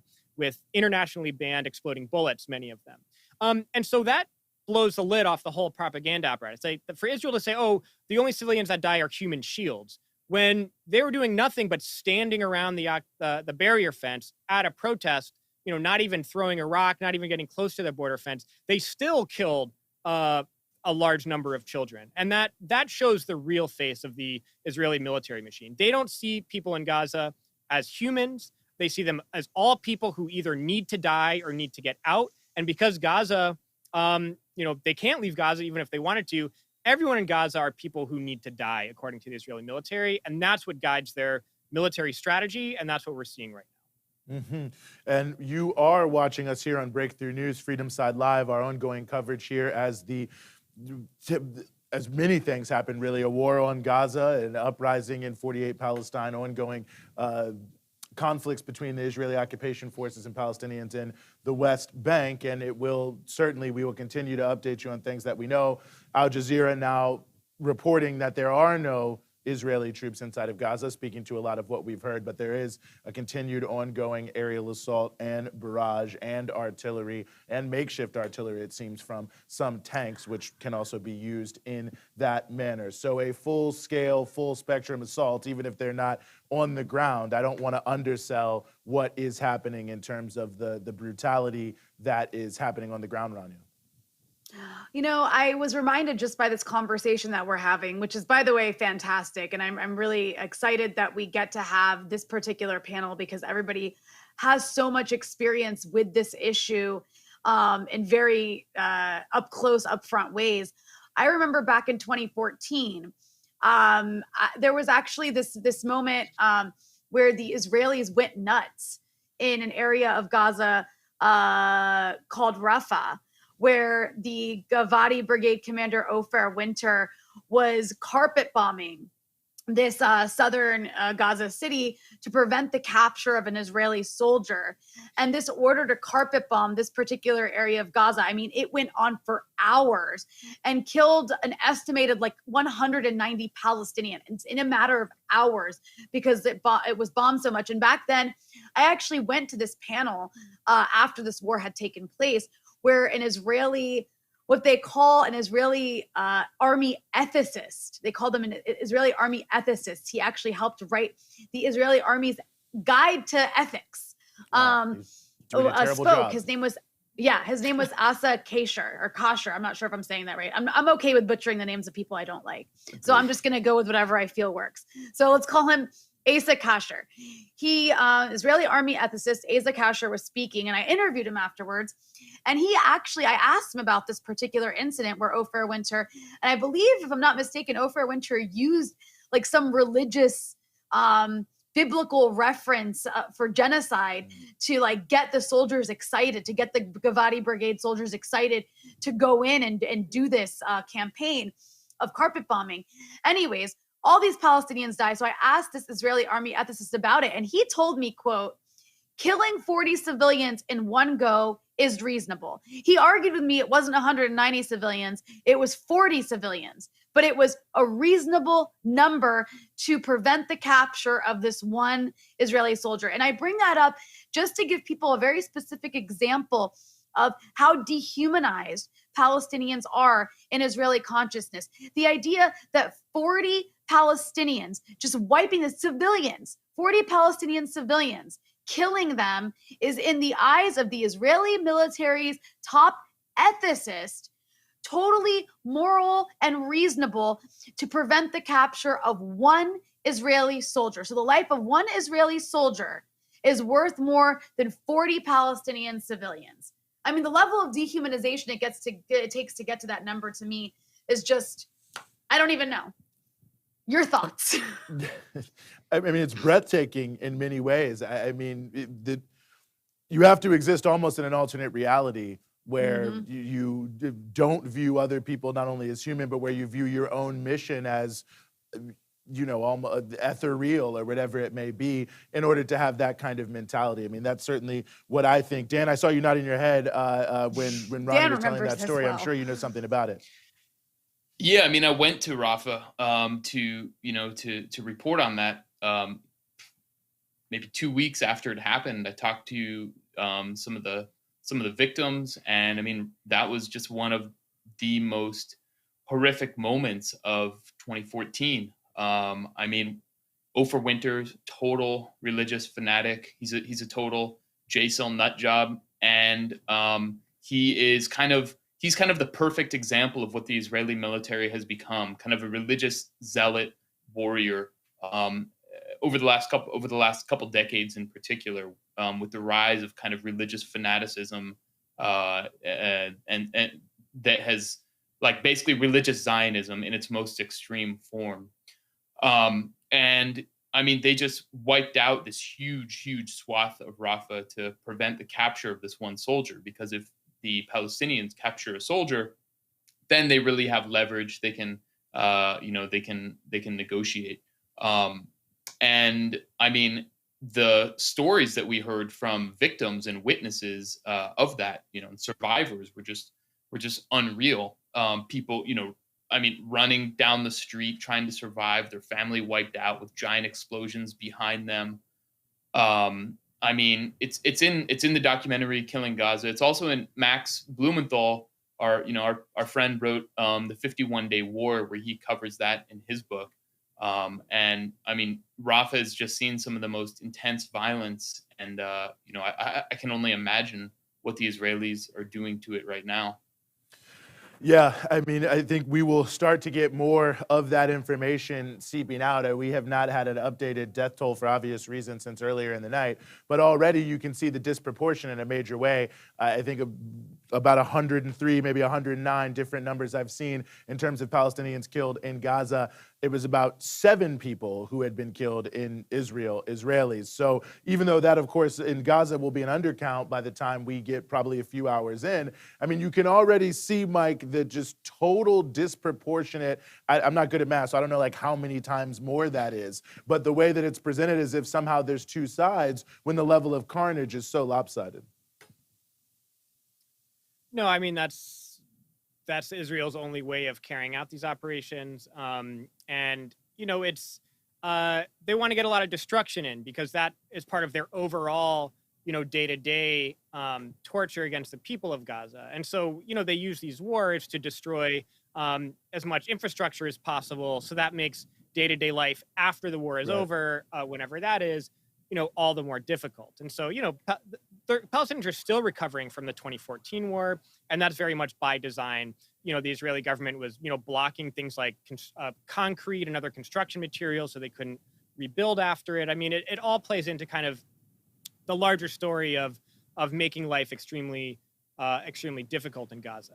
I do want to say, though, that, you know, like going back to what you said about how Israel seems like it's invincible, it is, you know, it always has the upper hand and so forth. While this is going on in Gaza, I think this is different than other moments because this is happening, this assault on Gaza is happening within the broader context of uprisings within 48 and in the West Bank and in Jerusalem. And I think Israel is actually quite scared of that developing into something bigger. And I think that they, you know, while they're escalating now, I think in many ways they want to calm down the development of something big possibly happening. I think that this, you know, in many ways, it could end up being a breakthrough for Palestine. I mean, if the mass movement that's happening elsewhere in the country, along with the resistance in Gaza, is able to sustain and grow their actions that have been happening, and really historic actions. I mean, you had, you know, one city in 48 where Israel declared a state of emergency for like the first time since like 1966 because of the Palestinian uprising. You know, yes, we've seen these fascist lynch mobs marching through the streets, but we've also seen huge numbers of Palestinians traveling from other cities to go and defend those communities. And there's even been instances where, you know, like the Palestinian movement by and large has not participated in armed struggle for a very long time, and has adopted, you know, a nonviolent and peaceful marches as their method of resistance, and advocating the BDS movement, which has been very successful. But you've had a bunch of Israelis shot also who were trying to lynch Palestinians, and so you're seeing, you know, certain types of determination and developments that Israel's probably very scared of. And you had Iraq, you had Yemen, you had Lebanon, all pledging armed support for the Palestinians if they decide to escalate to armed struggle. And so I think that puts Israel in a precarious situation that they're quite worried about. And while I think the important thing is, while there are these historic uprisings happening throughout Palestine, in the occupied territories, and in 48, and of course resistance forces in Gaza, while all of that is happening, the best thing that we can do in the United States especially, but also in the UK and everywhere in the world, is to mobilize as many people as possible to come out to the demonstrations on May 15th, which is the 73rd anniversary of the Nakba. There's going to be demonstrations in cities like everywhere in the United States. And in my experience, following Palestine for, you know, since like 2006, every time there's a crisis like this, whether it was the Freedom Flotilla massacre, whether it was the Gaza war in 2009, the Gaza war in 2014, the arrest of Ahmed Tamimi, every time there is this kind of crisis that brings the struggle of the Palestinian people to the forefront and starts to kind of wash away the intense propaganda that everyone is fed, where more and more people, the veil starts to be lifted off of their eyes about the situation. And you know, it's not a straight line or up of growing consciousness about Palestine, but it's segmented by these bursts of solidarity and understanding among large segments of the population. And I think that we're in one of those moments now where if we can help our Palestinian brothers and sisters who are struggling in Palestine by taking this moment to elevate it with everyone around us in our communities and come out and show in a huge show of support for the Palestinian people, I mean, I think this can be another one of those turning points for the Palestinian struggle. That's something that Israel is very scared of too. It's not just worried about the resistance within Palestine. It's worried about resistance in the United States. And that's why Israel, for the past several years, has been pushing state legislators in every state in the United States to criminalize activism around BDS, or to make laws against activism around BDS. They wouldn't be doing that unless they felt that they were threatened. And so the Palestinians are fighting on one front, but the United States, the biggest funder and backer, one that makes all of Israel's war crimes possible, that's another front in the same exact struggle. And it's one that we all have an opportunity to participate in the coming days. Mm-hmm.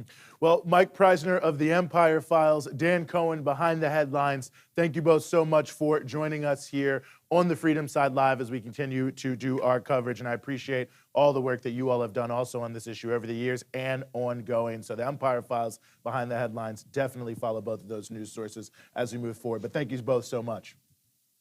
Thank you, guys. Thanks, Eugene. Well, Rania, before we turn to some other pieces, just to catch people up who may be joining us, this is the Freedom Side Live. It is breakthrough news. Since I just said it, your name is obviously Rania. My name is Eugene. We are co-hosting this stream here, discussing the massive assault that is happening on Gaza, as well as the ongoing situation in other parts of Palestine, which has been rolling here for a number of days now. In terms of our current moment, there is a lot happening. We're gathering as much breaking news as we can, but this is where things stand as of now. From what we know, in Gaza, there is a massive air assault that is ongoing, and that is being assisted by artillery assault on the ground. There were earlier reports that the Israelis had perhaps launched a ground invasion of Gaza. That appears to not be the case, but there does seem to be a very intense air and artillery assault. Dan Cohen, one of our guests we just had, said that he was told by medical workers, health workers at Al-Shifa Hospital that this is one of maybe the worst bombardment that they've ever seen. Inside of 48 Palestine, there has been ongoing all day conflicts between the Israeli police, settler forces, and Palestinians. We will see also more about that. There is a curfew that is going on in many of these cities. There's a state of emergency that was extended today for 48 hours inside of 48 Palestine. Middle East Eye has reported earlier today from signal groups and WhatsApp chats that there are organized efforts of settler forces to continue to attack Palestinians inside of 48 Palestine. And so we will bring you that to the extent that we can. We know at least a woman and 3 children have died in this air assault here in Gaza so far as well. In the West Bank, there continues to be resistance. There continue to be arrests. There continue to be shootings as people were protesting today at checkpoints and in various places, including continue to raise the issue of Sheikh Jarrah. So there is a full spectrum assault, as it were, on the Palestinian people in Palestine. And one thing that we've talked about all night here, Rania, and that we will continue to talk about is the response in the United States, of course, in the streets where there's been a lot of activity, more perhaps than in some years, in concerning mass protest around Palestine, but also in the government. And we want to bring up a clip here of Representative Alexandria Ocasio-Cortez, who represents New York's 14th district in the House of Representatives here. She spoke on the floor of the House today regarding the ongoing situation in Palestine. Oh, it was Rashida Tlaib I'm hearing. I know Rashida Tlaib has spoken at several places today, including also actually at a protest. She's ripped a number of people. She's also ripped the response by the Biden administration. I've seen that. Do we have the clip? The actions of Hamas and the actions, you could say, of Israel are pushing more people in Gaza, Gazans, to support Hamas. What would be your message to Hamas tonight? Oh, no, let me tell you something. Hamas does not speak for the Palestinian people. I want that to be very clear. I'm tired of talking about this other right-wing extremist group that really is not even centering on what I think that the Gaza people really want. Because let me tell you, what I hear from Gaza people is like, doing this violent attack is not going to bring their family members back. They're not going to bring their beautiful children back, their innocent children back. You know what they want? They want to be free. Okay. They want to live with human dignity. Rashida, and you know what that's going to take? That's going to take holding Israel accountable. Human Rights Watch declared them an apartheid state. The prominent human rights organization, B'Tselem in Israel, declared them an apartheid state. I'm going to take some of these points. Rashid Talib, thank you very much indeed. So I appreciate what she had to say in the second half of that, but like we talked about earlier in the stream when Asad AbuKhalil was on, this idea that you got to start out by condemning Hamas or by attacking Hamas is just, yes, Hamas's ideology is not a leftist ideology, and we're not trying to get, we're not voting for Hamas here. That said, in the case of an occupied, colonized people being carpet bombed, they are the authorities in Gaza right now. They're the elected authorities in Gaza right now. And they have a military wing that is defending and resisting in Palestine. That is what's happening. Like Asad AbuKhalil said, when colonized, oppressed people are being destroyed, you don't take that as an opportunity to attack whatever political wing is in charge of them. They have a right to resist. They have a right to resist. They have a right to armed resistance. That is enshrined in international law. We can sit here and talk about what that armed resistance should look like, but we're not Palestinian. We're not in Gaza. And, when it comes to international law, people need to understand international law only applies to the weak. It literally doesn't mean anything for the powerful. When is the last time America was taken to court because they violated an international law, which they do all the time? When is the last time the Israelis were taken to court? They're not even a party to the ICC. You can't even take them to court. Mm-hmm. It doesn't apply to them. They openly target civilian infrastructure. They openly target civilians. They just killed children. They've killed like 20 children in the course of 3 or 4 days. That is not an accident. They actually intentionally target civilians. That is a part of their military and war doctrine. So why is the conversation about Hamas and condemning Hamas? Are we arming Hamas? No, we're not arming Hamas. We're arming Israel to the tune of $3.8 billion a year, and they're using those weapons to bomb children. Yeah. No, well, I mean, very well said. Let's just advance here and bring another voice into the conversation. I want to bring Jonathan Kuttab, who's a Palestinian attorney and human rights activist, here with us on the show. Jonathan, thank you so much for being with us here on the Freedom Side. Thank you.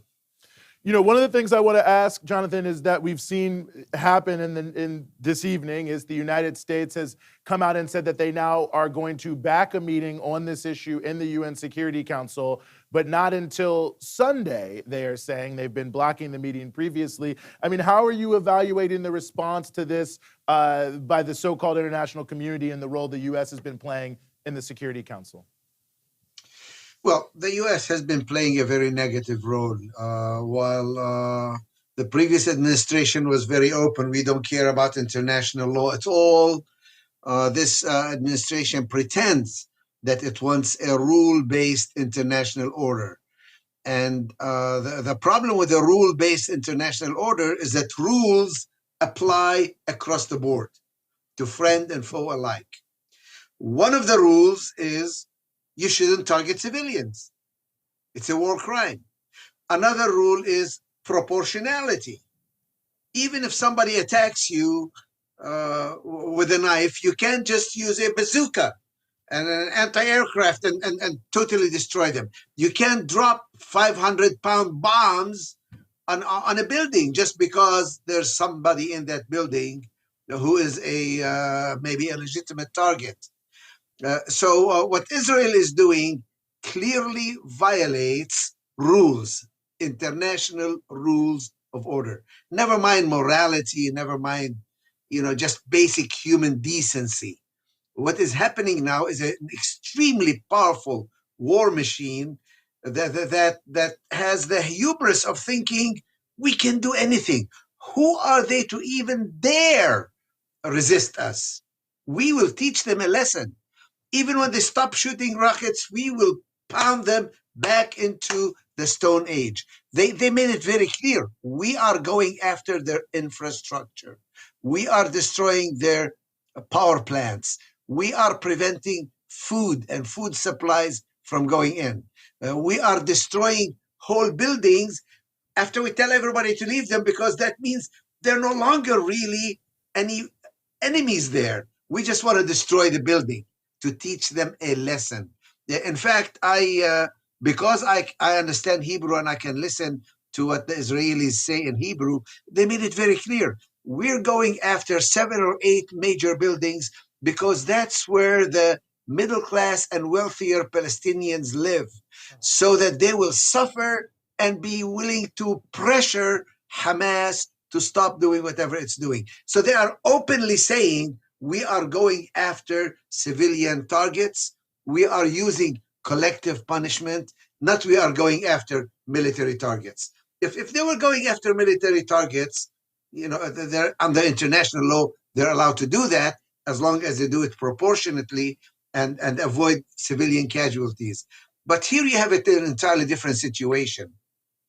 Not only is there no other country, this is all still occupied territories. Israel still continues to control the air, the sea, and all the borders of the Gaza Strip in one small portion in conjunction with Egypt. But basically, Israel controls the Gaza Strip, its fuel, its water, its food, what goes in and what goes out of the Gaza Strip. People and goods are all under their control. So it's like taking a neighborhood, basically, and saying this neighborhood is another country. We're going to treat it as another country, and we're going to treat it as an enemy country, and we're going to start anybody who shoots at us from there, we're going to go in and destroy and bomb indiscriminately. This is just totally against international law. And some of the images you're seeing alongside us are the latest images from Gaza, where there's a massive air assault going on. And we continue to be joined here by Jonathan Kuttab. And I mean, I think those points are also well taken, Jonathan. And it just, in a situation like this, where Israel's obviously acting totally lawlessly, it just seems so absurd to have a discussion that we see in some Western media, certainly we're seeing from the United States, as if there is some architecture for dialogue or for peace that still exists, when it all seems to really just be a fiction. Well, one of the things that have become very clear, I think, in recent times, is that when we are talking about racism and when we are talking apartheid, we're no longer speaking about what's happening in the West Bank and Gaza. The issue is no longer occupation of Palestinian territory during the Six-Day War. Now the issue is the entire structure of the State of Israel. Apartheid is no longer applied only to the occupied territories. That was the essence of the B'Tselem report and the Human Rights Watch report, that now we must really look at the entire area between the river and the sea. There is only one state there. And there's one group that is dominating and oppressing another group and using laws, different laws, when it comes to those who are citizens but really have no political power. When you are talking about Gaza, where they are surrounded in an open-air prison, whether you're talking about Jerusalem, where they are residents but not citizens, whether you're talking about the rest of the West Bank, where you have the settlements and the settlers and Area A, B, and C, there are different laws that are used to suppress the population, but the ideology is the same. The question is not where you live or what is your status. The question is, are you Jewish or are you not Jewish? And in the past, that used to be accepted. This is supposed to be a Jewish state, so why are you complaining? I can take public resources and use them only for Jews. And that's perfectly okay because this is a Jewish state. Now, people are beginning to see that that is not acceptable. You cannot take a huge portion of your population and you say, the state doesn't belong to you, doesn't care about you. This state is only for Jews. Yeah, this is just no longer acceptable. 200-300 years ago, that was fine. Ethnic cleansing, conquest, apartheid, colonialism were all very acceptable things. Today, in the 21st century, that is no longer acceptable. Equality is the requirement. human rights are a requirement. Violations of human rights, of rules of law, rules of laws of humanity, there are no war crimes. There's an international criminal court. It may not be very effective, but there are new standards. It's no longer acceptable to create a legal system that favors one group at the expense of another. No, well, very well said, Jonathan. And I want to add to that, just to bring it back to the US for a moment. You know, you have a Biden administration right now that's been very hands off so far with this issue, except for a few, statements of support for Israel's right to defend itself. But, I will say it's pretty shocking. So far, the Biden administration has really neglected this issue, and it doesn't even have any experts on Israel in Palestine in their administration at the moment. They've pretty much just let the Israelis boss them around. Meanwhile, the Biden people and the State Department are pretty much just obsessed with denouncing Palestinians, complaining about Palestinian textbooks. But really, I think they were hoping this issue would just go away and they could focus on, reigniting the Iran deal or focus on China. So they really just see this issue as a nuisance. They want to let Israel just spend the next couple days getting it out of their system, bombing Gaza. There's really no red lines here. And it is quite shocking in the sense that this is probably the first time, at least in my lifetime, that I can remember where you had a White House that was just this disengaged and just didn't even care to address the issue, or at least pretend to address it. And just so people who are watching know, we're speaking to Jonathan Kuttab, Palestinian lawyer. We are looking at images of Gaza right now. This is happening right now. Israel's been bombing Gaza throughout the night, just relentless airstrikes. Already at least one woman and several children have been confirmed killed. And we did want to show this clip of AOC that I think she posted recently. She spoke on the House floor today about the issue of Palestine. She's been increasingly outspoken on this issue. Do we have that clip to show? Just one second. It's coming here. This from the House floor. We're just never going to get to this clip. It is indicative of what we are seeing. Obviously, we saw Ilhan Omar come out. She's been widely panned in the right wing for saying that this was terrorism on the part of Israel. We saw Representative Ayanna Pressley speak out and say the United States should not be funding state violence. We already saw Rashida Tlaib. Mary Newman has also made statements as well about this situation. And so we are seeing in conjunction, I think, with an outpouring in the streets, more on the floor of Congress. But maybe before we go to the clip, Jonathan, I'm curious your thoughts about that. I mean, does it feel like in some ways a new day in terms of the U.S. Congress, even if it's not enough people necessarily to push the Biden administration, but in terms of how outspoken some of these representatives have been? I think it is a new day, and I think it augurs well because the movement of history is very clear.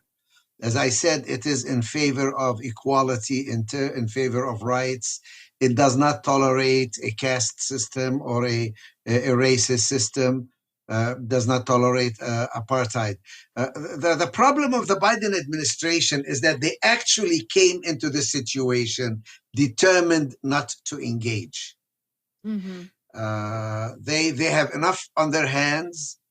They already have a problem trying to fight back to get to the Iran deal, and they don't want to open another front. They have been told, however, that even reversing the policies of the previous administration will not be enough because the two-state solution has collapsed. Right. It no longer works. They need something new, and they are very afraid of what that new thing is. And the new thing is, of course, equality. Mm-hmm. One person, one vote. Equal human rights. And they don't know how to deal with that. So they've been trying to be quiet. The problem is that the status quo that already is in place does not put them in neutral. It puts them in full speed ahead on support of Israel.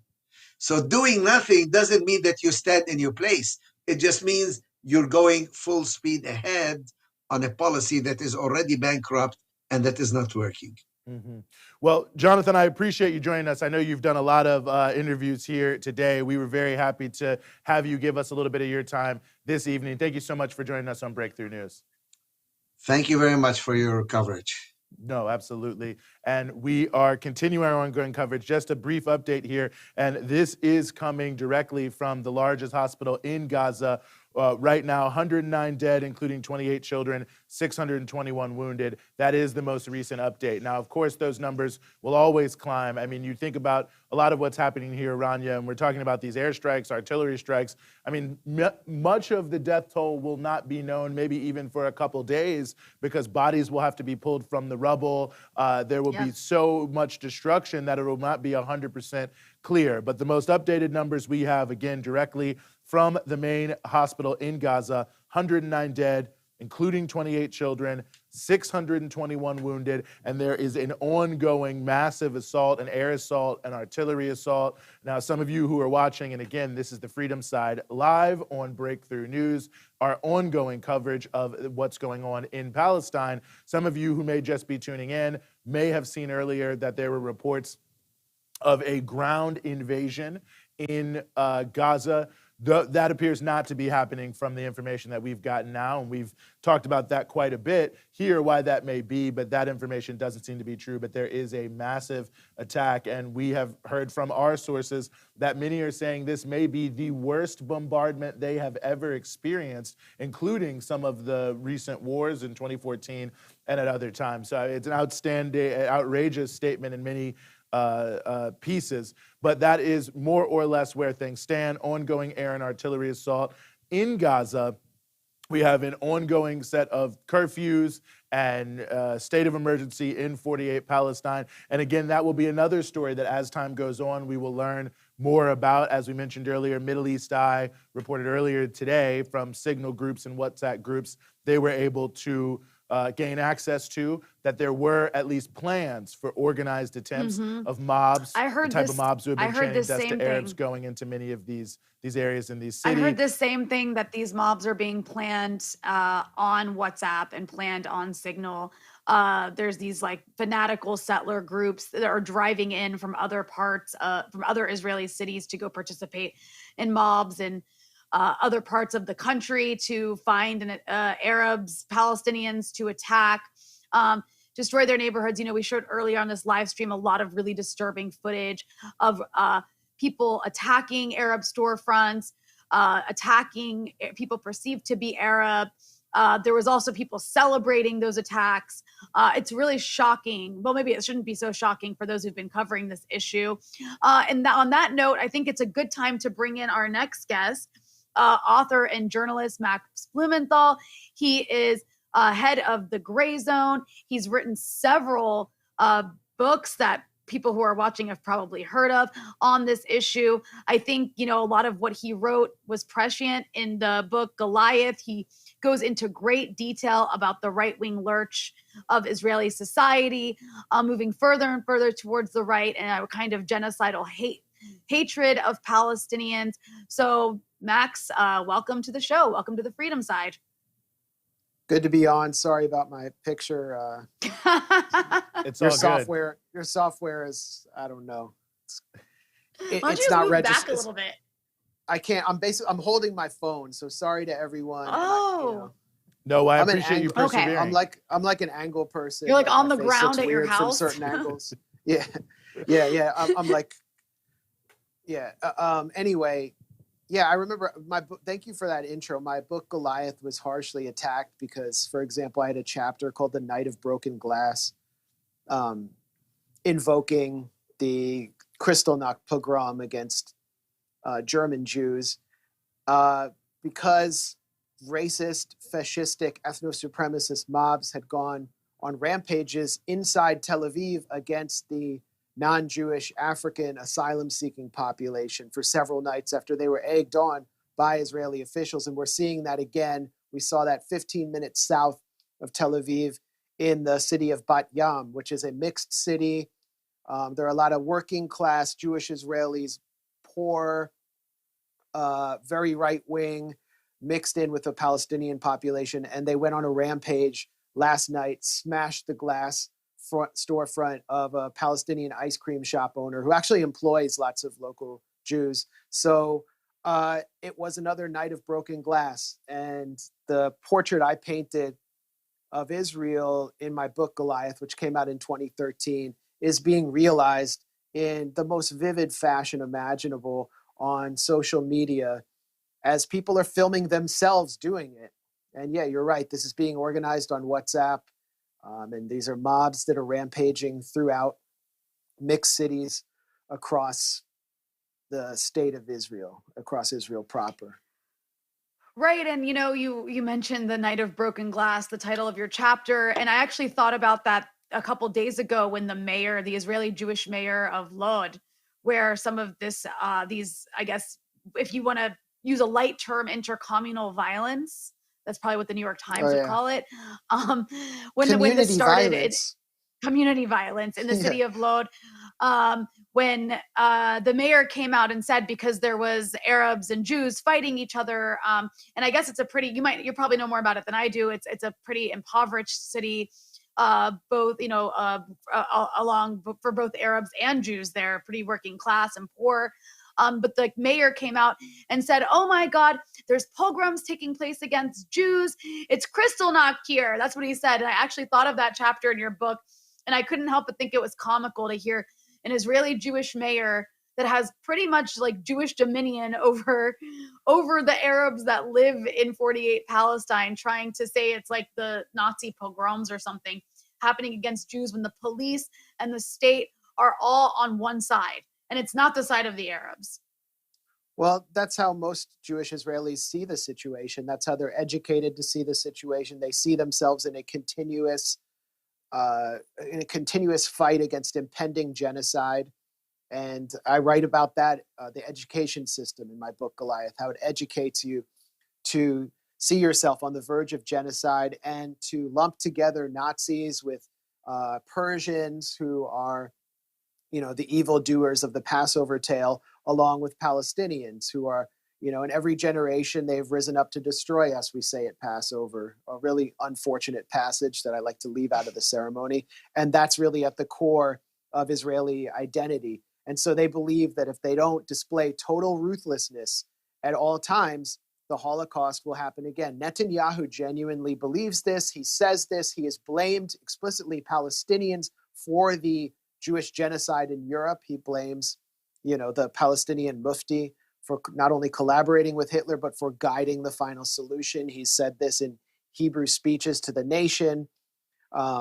It's everywhere. So I'm not surprised by that rhetoric, but the reality is that the Palestinians who are defenseless are actually experiencing ethnic cleansing and pogroms all the time as Israel seeks to finish the job it started in 1948. Lod is a very significant place. It was known as Lida, and it's connected to a city called Ramle. They're one municipality. And in 1948, the most brutal ethnic cleansing took place in Lida, Ramle, at the hands of Yitzhak Rabin and Yigal Allon, who were two of the four major founding generals of Israel, both representing the center left, the labor movement.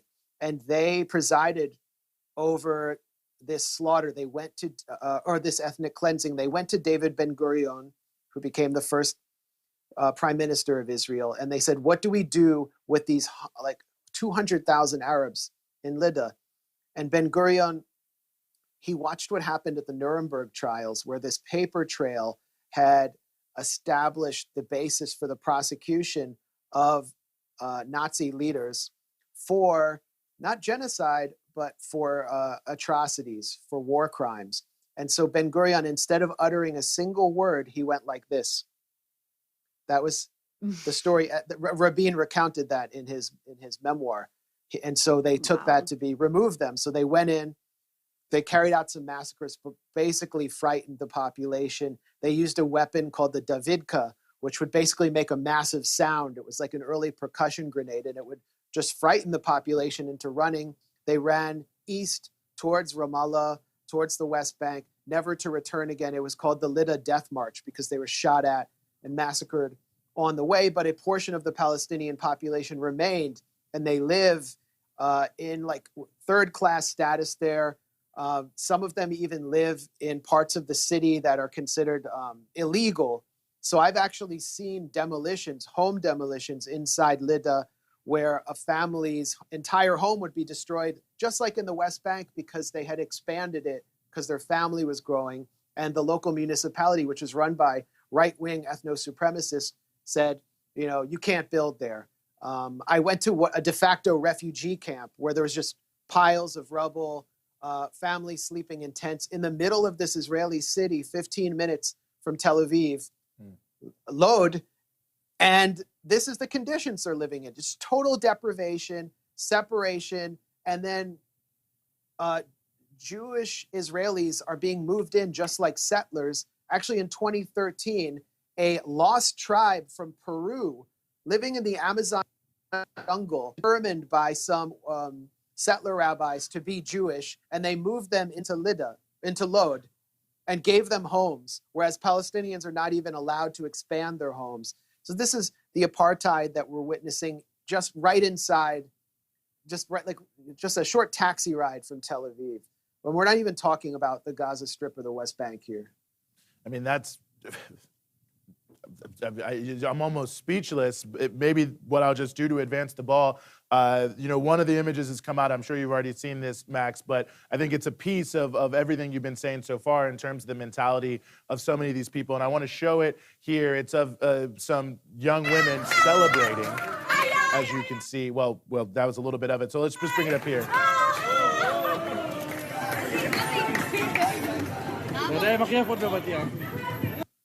That's a celebration in front of an Arab a store. I think it had been wrecked there, Max. But it just seems so indicative of this mentality of these Israelis on the ground. I actually hadn't seen that. It's sorority chilling. girls, like sorority girl settlers. And for real quick, Max, I spoke to somebody else who actually understood what they were chanting, and apparently it was like a religious chant. But obviously they're not religious. They're wearing shorts. They're kind of dressed like typical teenagers, I guess. So it's just interesting to see even secular looking people like that have taken on these kinds of like religious nationalistic chants that you typically hear from settlers. But go ahead, what's your reaction, your raw reaction, I guess, to seeing that image? Well, it's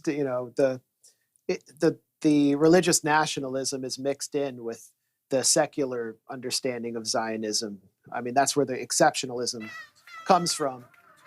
But if you see these mobs rampaging, one thing you'll hear them chanting most often is Mevet la'Aravim, death to Arabs.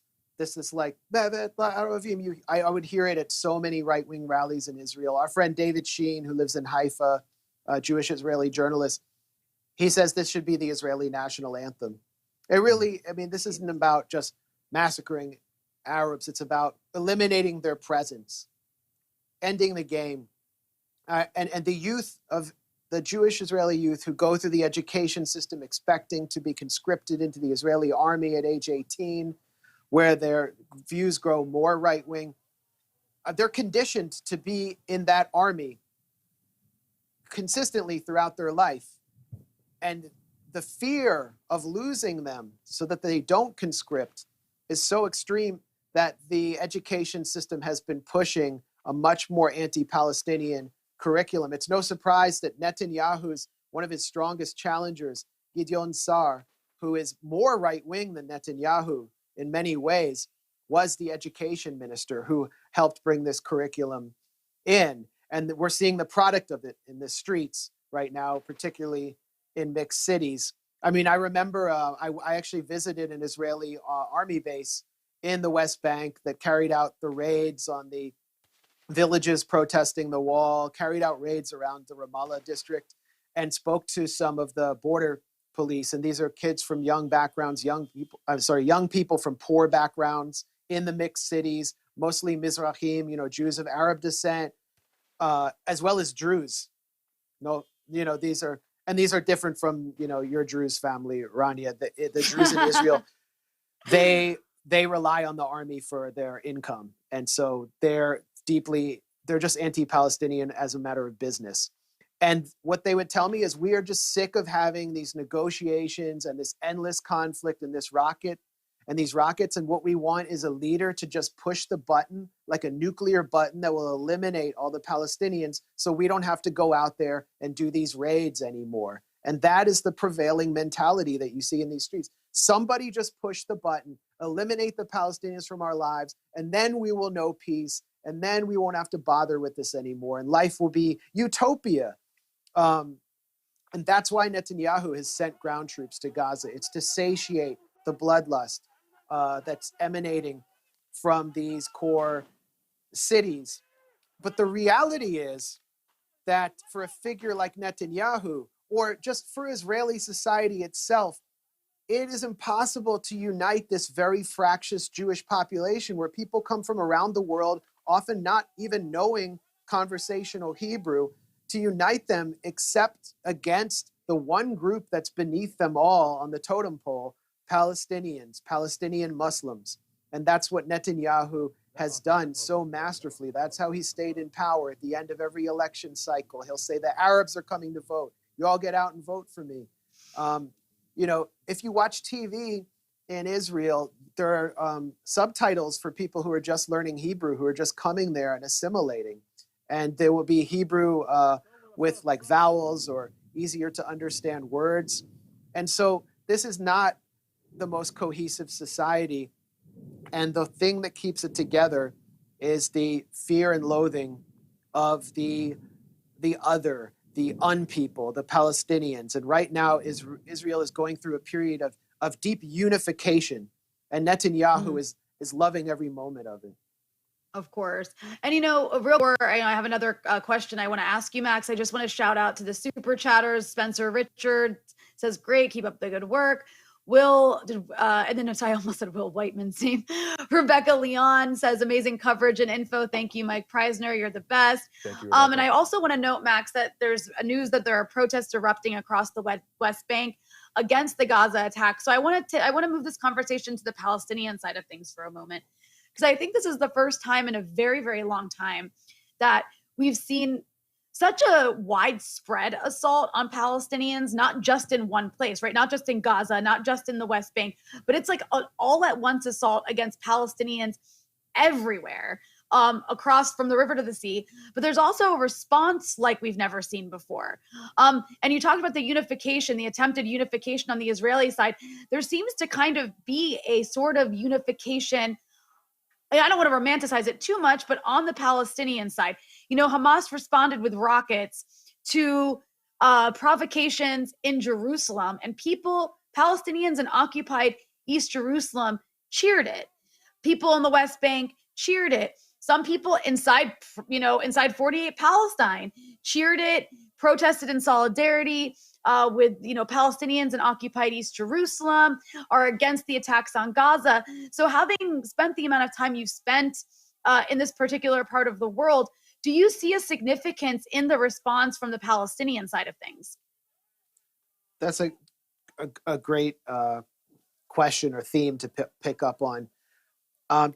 And I want to go back to history, into some history. In the early phases, when Israel's existence did not seem certain, David Ben-Gurion conceived the strategy of uniting the very fractious Jewish-Israeli population against the Arab threat, as he perceived it, and fracturing a very united Palestinian population by recruiting anyone possible from within it or who did not fit within it. So Ben-Gurion set up a minority unit within the Army Border Guard, consisting heavily of Druze, but of any minority group, including Palestinian Christians, but mainly Druze, that would fracture Arab unity. And he said, this unit will be a knife in the back of Arab unity. And that's what the Zionist movement or Israel has sought to do regionally. Ben-Gurion worked really hard to forge ties with Turkey, to forge ties with Ethiopia, any country in the region that would not stand with the Arabs. And now we see the Abraham Accords, where Israel has recruited the United Arab Emirates and Bahrain, and they've forged this great relationship with Mohammed bin Salman. It's about disrupting regional unity, and of course the proxy war on Syria, trying to take out the one nation that refused to normalize with Israel. And so they thought that the Palestinian question maybe had been settled. People in Washington around Biden, actually, Dennis Ross, Martin Indyk, they believed that Biden could totally disengage from this because the Palestinian issue was finished, because the Arabs, who are actually just these colonial phony cutouts, were normalizing with Israel. And now Palestinians are back to show them that this isn't over. In fact, they're more unified than ever before. The resistance inside 48 Israel is stronger and more intense than it was during the assault on Gaza in 2014. The resistance in the West Bank is just building. And what we're seeing from the Gaza Strip is I think, the story of this escalation is the resistance from the Gaza Strip. And here's why. Maybe 3 days before the evictions in Sheikh Jarrah were to begin, this neighborhood in East Jerusalem where Jewish settlers were going to displace Palestinians, Mohammed Deif, who is one of the most significant figures in the Gaza Strip that we scarcely hear about in English language media, the chief of staff of the Al-Qassam brigades, the basically commander of the resistance factions in the Gaza Strip, warned Israel, if you go ahead with these evictions, we will make you pay the price. So here is the top commander in Gaza not issuing an ultimatum about Gaza. He's not saying end the siege or you will pay a price. He is defending Palestinians in Jerusalem who are totally defenseless. He's issuing an ultimatum about something happening far away. And he's saying, we are unified. We are one people. And when the rockets came into Jerusalem, the cheers went up from Sheikh Jarrah. And what did they say? We are the children of Mohammed Deif. That is what people in Palestine are saying. They're not saying, Hamas is really ruining the conversation here about evictions and we should condition aid to Israel. No, they're saying, we want to resist, and thank you for defending us, because it doesn't matter what we say. We appeal to the good-hearted progressives in America and in the West all the time, and nothing changes from administration to administration. But the factions in Gaza step up to defend us, and they have increased their capacity, their deterrent capacity against Israel since 2014 dramatically. That's why Deif has the confidence. He hasn't spoken in public in 7 years before making this statement. In 2014, his entire family was killed in his car. He was hit with a 2,000-pound missile. He barely survived. He is probably handicapped. He's missing an eye. Everyone thought he was dead, and he surfaces 7 years later to defend Palestinians in Jerusalem. It's a very dramatic moment for Palestinians that's not understood here. And Palestinian rockets have now been able to reach as far as Haifa. They have hit an oil complex in Ashkelon, which used to be known as Askalun to Palestinians who were ethnically cleansed from there, a city in southern Israel. They have hit Tel Aviv. They have shut down Ben Gurion Airport in a country which has as one of its top industries tourism, extracting a high economic price. And Israel is frightened, I can tell you. The Israeli defense chiefs, Benny Gantz, the defense minister, you watch what he's saying, we're going to burn Gaza. He's frightened to send infantry into the Gaza Strip because he knows the resistance has increased their capacity there. And he knows what happened the last time in 2014 in July when they sent their troops in to Shujaiya and they lost over 40 soldiers. They were getting hit from tunnels. They were getting hit in armored vehicles. They were being hit by sapper teams that were literally running up to the armored vehicles and placing explosive charges on them by hand. They had soldiers nearly captured. They lost several officers in that battle. And then they massacred the civilian population because they had to retreat. And were so frightened that they just basically blanketed the whole area with howitzers and airstrikes. So this is the Israeli public. They want a massive invasion. They want bloodshed in the Gaza Strip. The Israeli defense chiefs know that they're in a very difficult situation. And finally, the Iron Dome. They've invested so much in this Iron Dome defense system, anti-missile system, which Palestinians are not allowed to have. And it's failing. Before I came on this broadcast, on your stream, you were showing a Rupley stream of rockets firing from the Gaza Strip, and then you would see little explosions, explosive puffs in the sky. That was the Iron Dome taking those rockets down. But if you see the way the rockets are deployed, they're deployed in a bouquet. And what the factions are doing through their launching crews, first of all, they're firing them from underground often, so they're difficult to suppress by drone or plane. And secondly, they're firing large amounts of rockets, and it confuses the Iron Dome, and it makes it hard for it to take it all down. So this system is completely failed. And I think there's a deep frustration among the Israeli military intelligence apparatus. And it's sending a message to the region. Well, if they can't stop these factions in the Gaza Strip who are under siege, how are they going to stop Hezbollah? How are they going to stop Iran? They're not. So this is significant. No, I mean, he didn't leave me. Oh, go ahead. Finish your thought.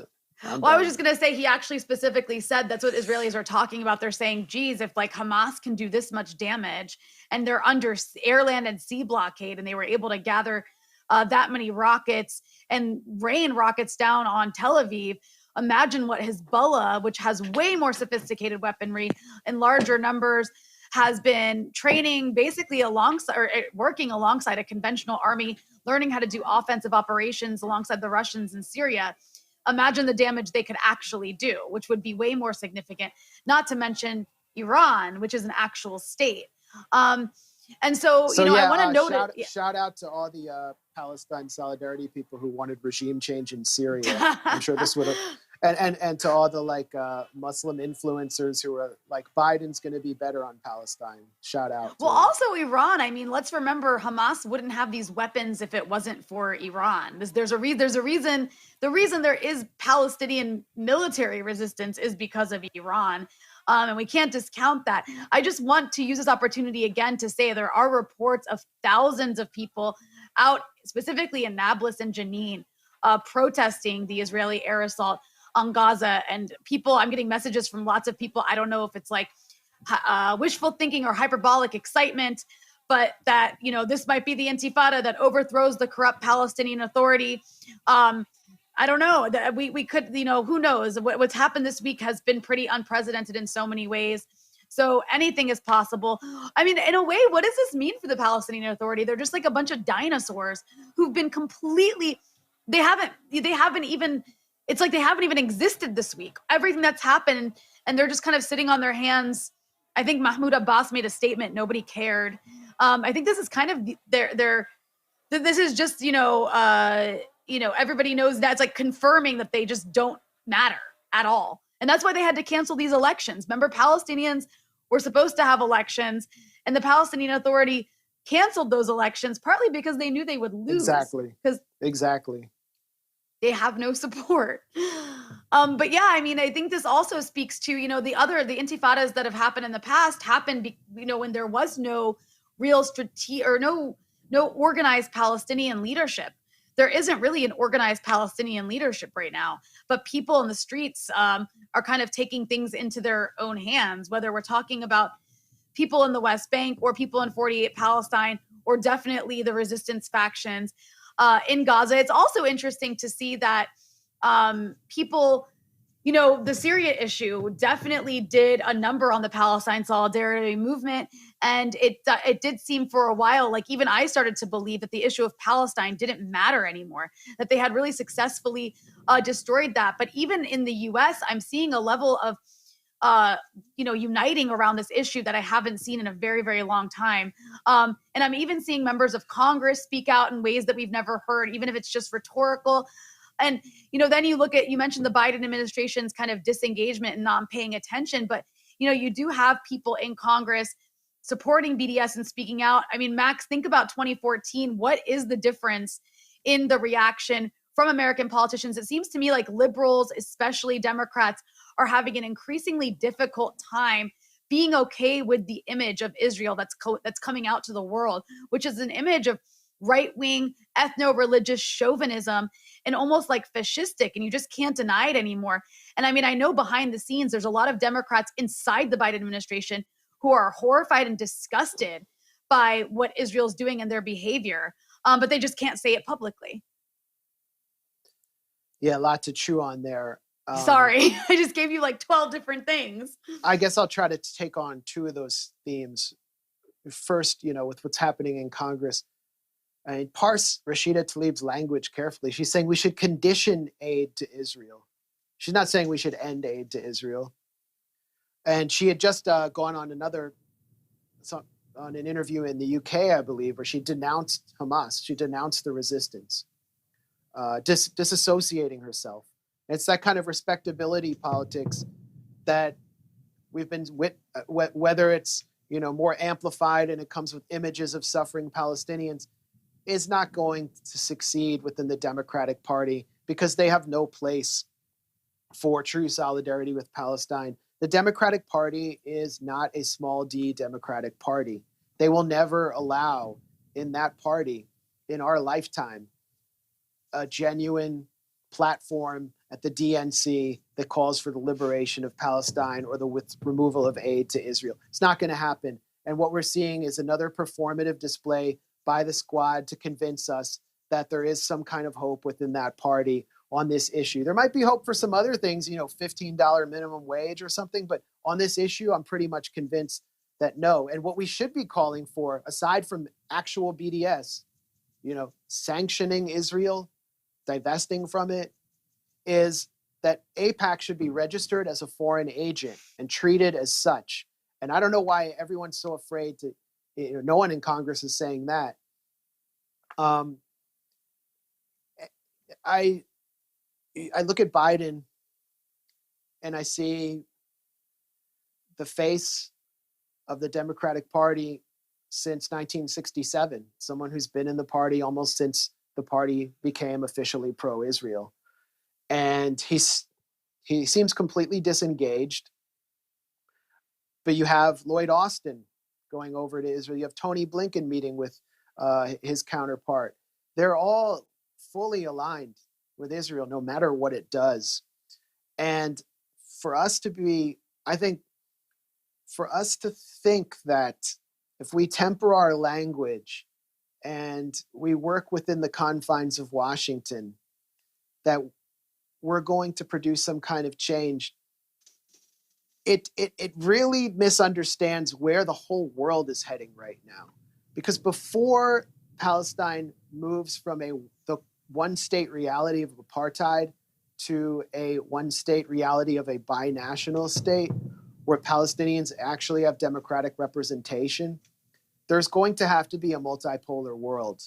There's going to have to be a new world order. And so we need to move away from this Washington-centric framework and look at and be anti-imperialists, because the Palestinian leadership before Israel started deciding who their leaders were, first through targeted assassination of everyone who was leftist, everyone who were true principled intellectuals, the Ghassan Kanafanis, the Abu Jihad, constant.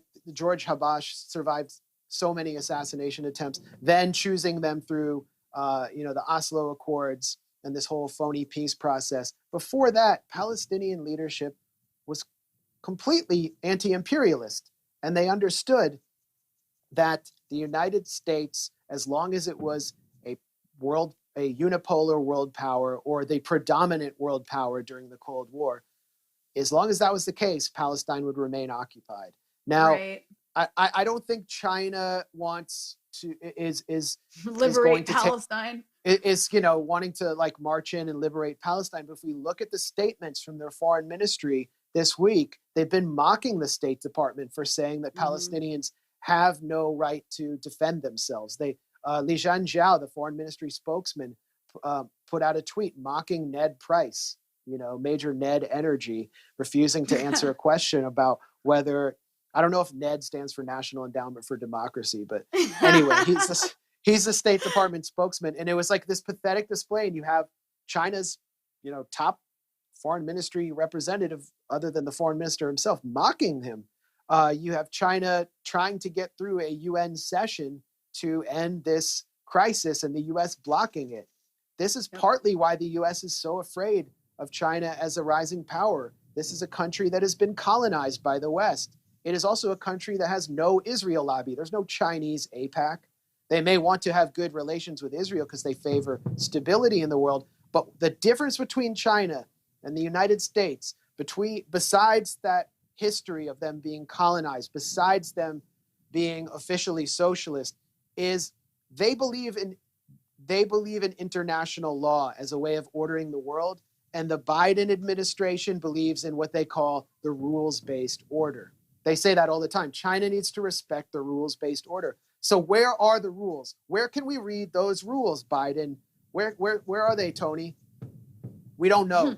It's just they make it up as they go along. They make the rules, and what it means is the U.S. and its allies get to exist in a state of legal exception from Bogota to Riyadh to Tel Aviv, and the U.S., like a mob boss, makes the rules. When a powerful country starts enforcing international law and restoring power at the UN, Palestine is going to be in a much, much stronger position, and so will those of us who are advocating for it from within the West. So it's a real shame that so many people from within the Palestine Solidarity Movement have spent so much time attacking anti-imperialists, so much time attacking the last country in the Arab region, or one of the last ones, that has refused to normalize with Israel, that provided a platform for resistance.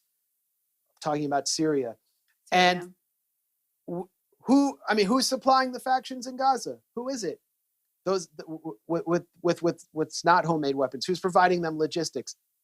It's Iran. Like, let's just admit it. Like when AIPAC says Iran's playing a role there, they're right. But Iranians are proud of that.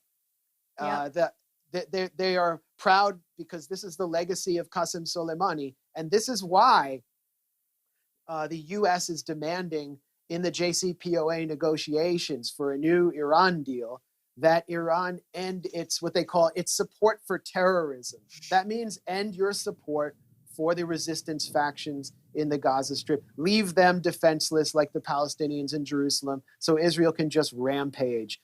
They don't want this situation anymore, and they're trying to squeeze Iran, and Iran's not going to go for it. So, and what about Venezuela? What about Nicaragua? The countries that the U.S. targets in Latin America are the countries that stand up for Palestine at the UN.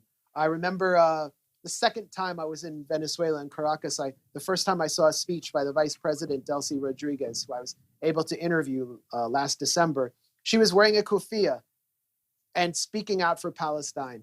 The foreign minister of Venezuela issued a very strong denunciation of Israeli violence against Gaza, Jorge Ariasa. This is the dividing line. Palestine is the dividing line. It's the dividing line between the IRA and the Ulster Unionists. It's the dividing line between Hugo Chavez and Nicolas Maduro and Juan Guaido. It's the dividing line between Mohammed bin Salman and the children of Ghassan Kanafani in the refugee camps of Lebanon. And it's the dividing line here in the West between the synthetic phony left that sounds like the State Department on every issue except for Palestine, and people who really understand what it will take to liberate Palestine. And that means being anti-imperialist and fighting for a new, more just world order.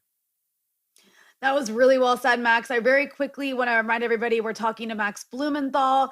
He's the founder of the Grayzone and also author of the book Goliath, which is a hugely important resource that is, on this issue of Israel-Palestine. And also the management of savagery. Oh, I can't even see which book. The 51-Day War, which covers in extreme detail Israel's carpet bombing campaign on Gaza back in 2014. And also the author of The Management of Savagery, which goes into deep detail about the dirty war on Syria. I also want to very quickly read out a couple of super chats. I said I'd read them out if people made super chats. I have Cerebus201 who says solidarity from Ohio, sending my energy as Eugene and Rania keep bringing the essential news to the people. Love your work, Max. And then we also have Faint Signals from Vega. Please watch and share the amazing documentary by journalist filmmaker Abby Martin, Gaza Fights for Freedom. It's free online. Max, I think what you're saying about the anti-imperialist struggle and the connection to Palestine is super important. And I think that that's one reason that explains the initial question I had asked, which had to do with like the Democrats and even those who have to at least publicly be pro-Israel, that they're so horrified by what they're seeing in Israel. And one of the reasons they will refuse to say that publicly and refuse to condemn Israel's actions, it's not just the Israel lobby. That, of course, plays a role. But it's also because Democrats are imperialists. They're agents of American empire. And Israel is a client state of the Americans. It carries out America's imperial ambitions in the region. It's like the bully of the region. So no matter how right-wing Israel gets and how crazy and religious and nasty Israel gets, there is no red line because it's needed. I mean, we even had Joe Biden say back in the 80s, I think it was, if there wasn't an Israel, we'd have to invent an Israel. It's one of the best investments America makes every year. And that is because, again, Israel carries out American interests in the region. It's like with Saudi Arabia, right? Like Saudi Arabia chopped up Jamal Khashoggi, didn't even try to hide it. I mean, they left a trail so you could see what they did in an embassy in Turkey. They're committing genocide in Yemen, a man-made famine in Yemen that's starving hundreds of thousands of children. And there's no red line. There's no red line because Saudi Arabia sits on top of a huge supply of oil. And more importantly, it's a client state. It's like an American military base. It carries out America's regional ambitions. And I think people need to understand that about Israel, because the sooner people understand that, the sooner they can understand that you can't change the Democratic Party's policy on Israel. It just won't work. I mean, you were having these conversations when your book Goliath came out. There was very well-known Democrats inside the Obama administration who read your book. They know what Israel's like. It doesn't matter. Yeah. I know for a fact that top State Department officials were seen with my book on their shelves. Half the State Department, the Hillary State Department, was at a book party I had for my book in D.C. They all say, "Oh, we hate AIPAC," but at the end of the day, they do whatever AIPAC wants. I in 2010 did a video 2009 was my first viral video on Israel called "Feeling the Hate in Jerusalem," and it showed American Jewish youth, mostly drunk in Jerusalem, calling for the assassination of Barack Obama, who they called the N-word, calling him a terrorist.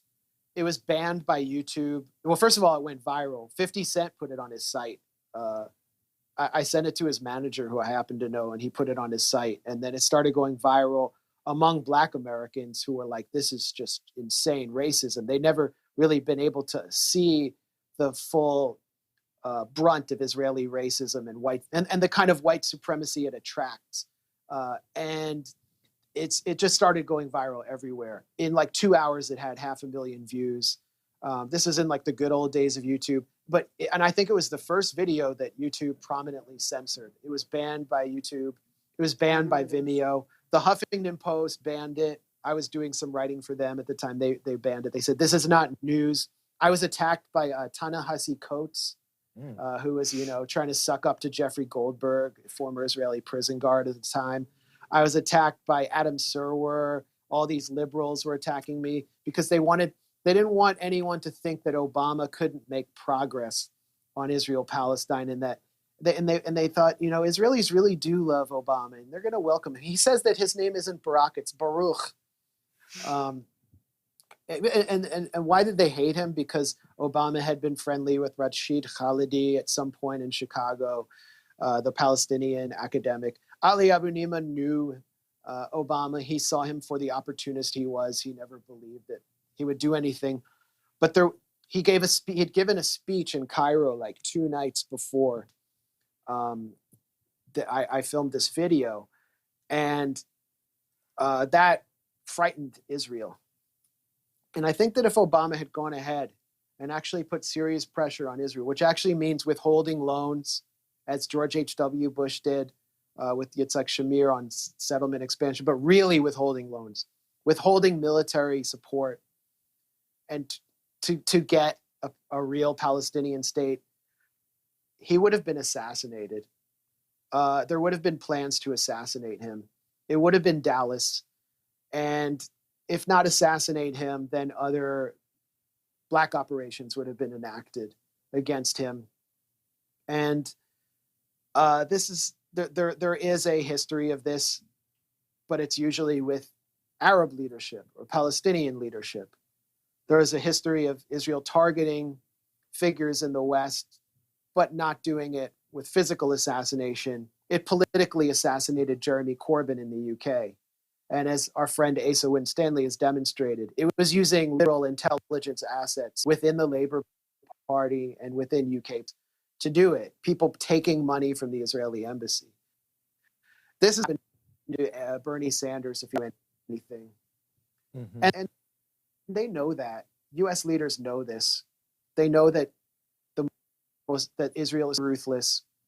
It would be terrifying to be a member of Congress to take them on in this way. So that's the reality in this country. It is. It is. Well, I really appreciate you joining us, Max. And in addition to all of your many books on this, I hope that everyone is following your work and all of the work of the whole team at the Grayzone, which is essential on a range of the issues we discussed here this evening. But appreciate you persevering and giving us some of your time here tonight on the Freedom Side. Thanks for doing this. It's incredible. So we appreciate it. Right on. No, thank you.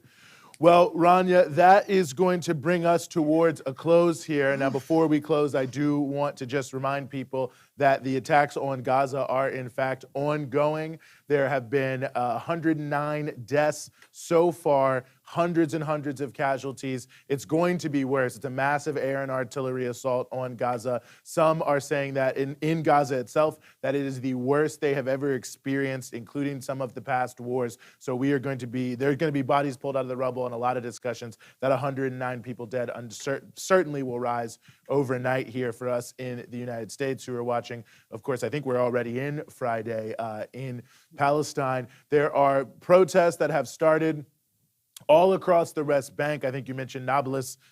Many people know Nablus, of course, the great historic city. Jenin, which was the epicenter of the Second Intifada. So in really the cradles of resistance in the West Bank, there are protests that are breaking out in the early morning hours against the assault on Gaza. And there is a state of emergency and curfew inside 48 Palestine, but there are ongoing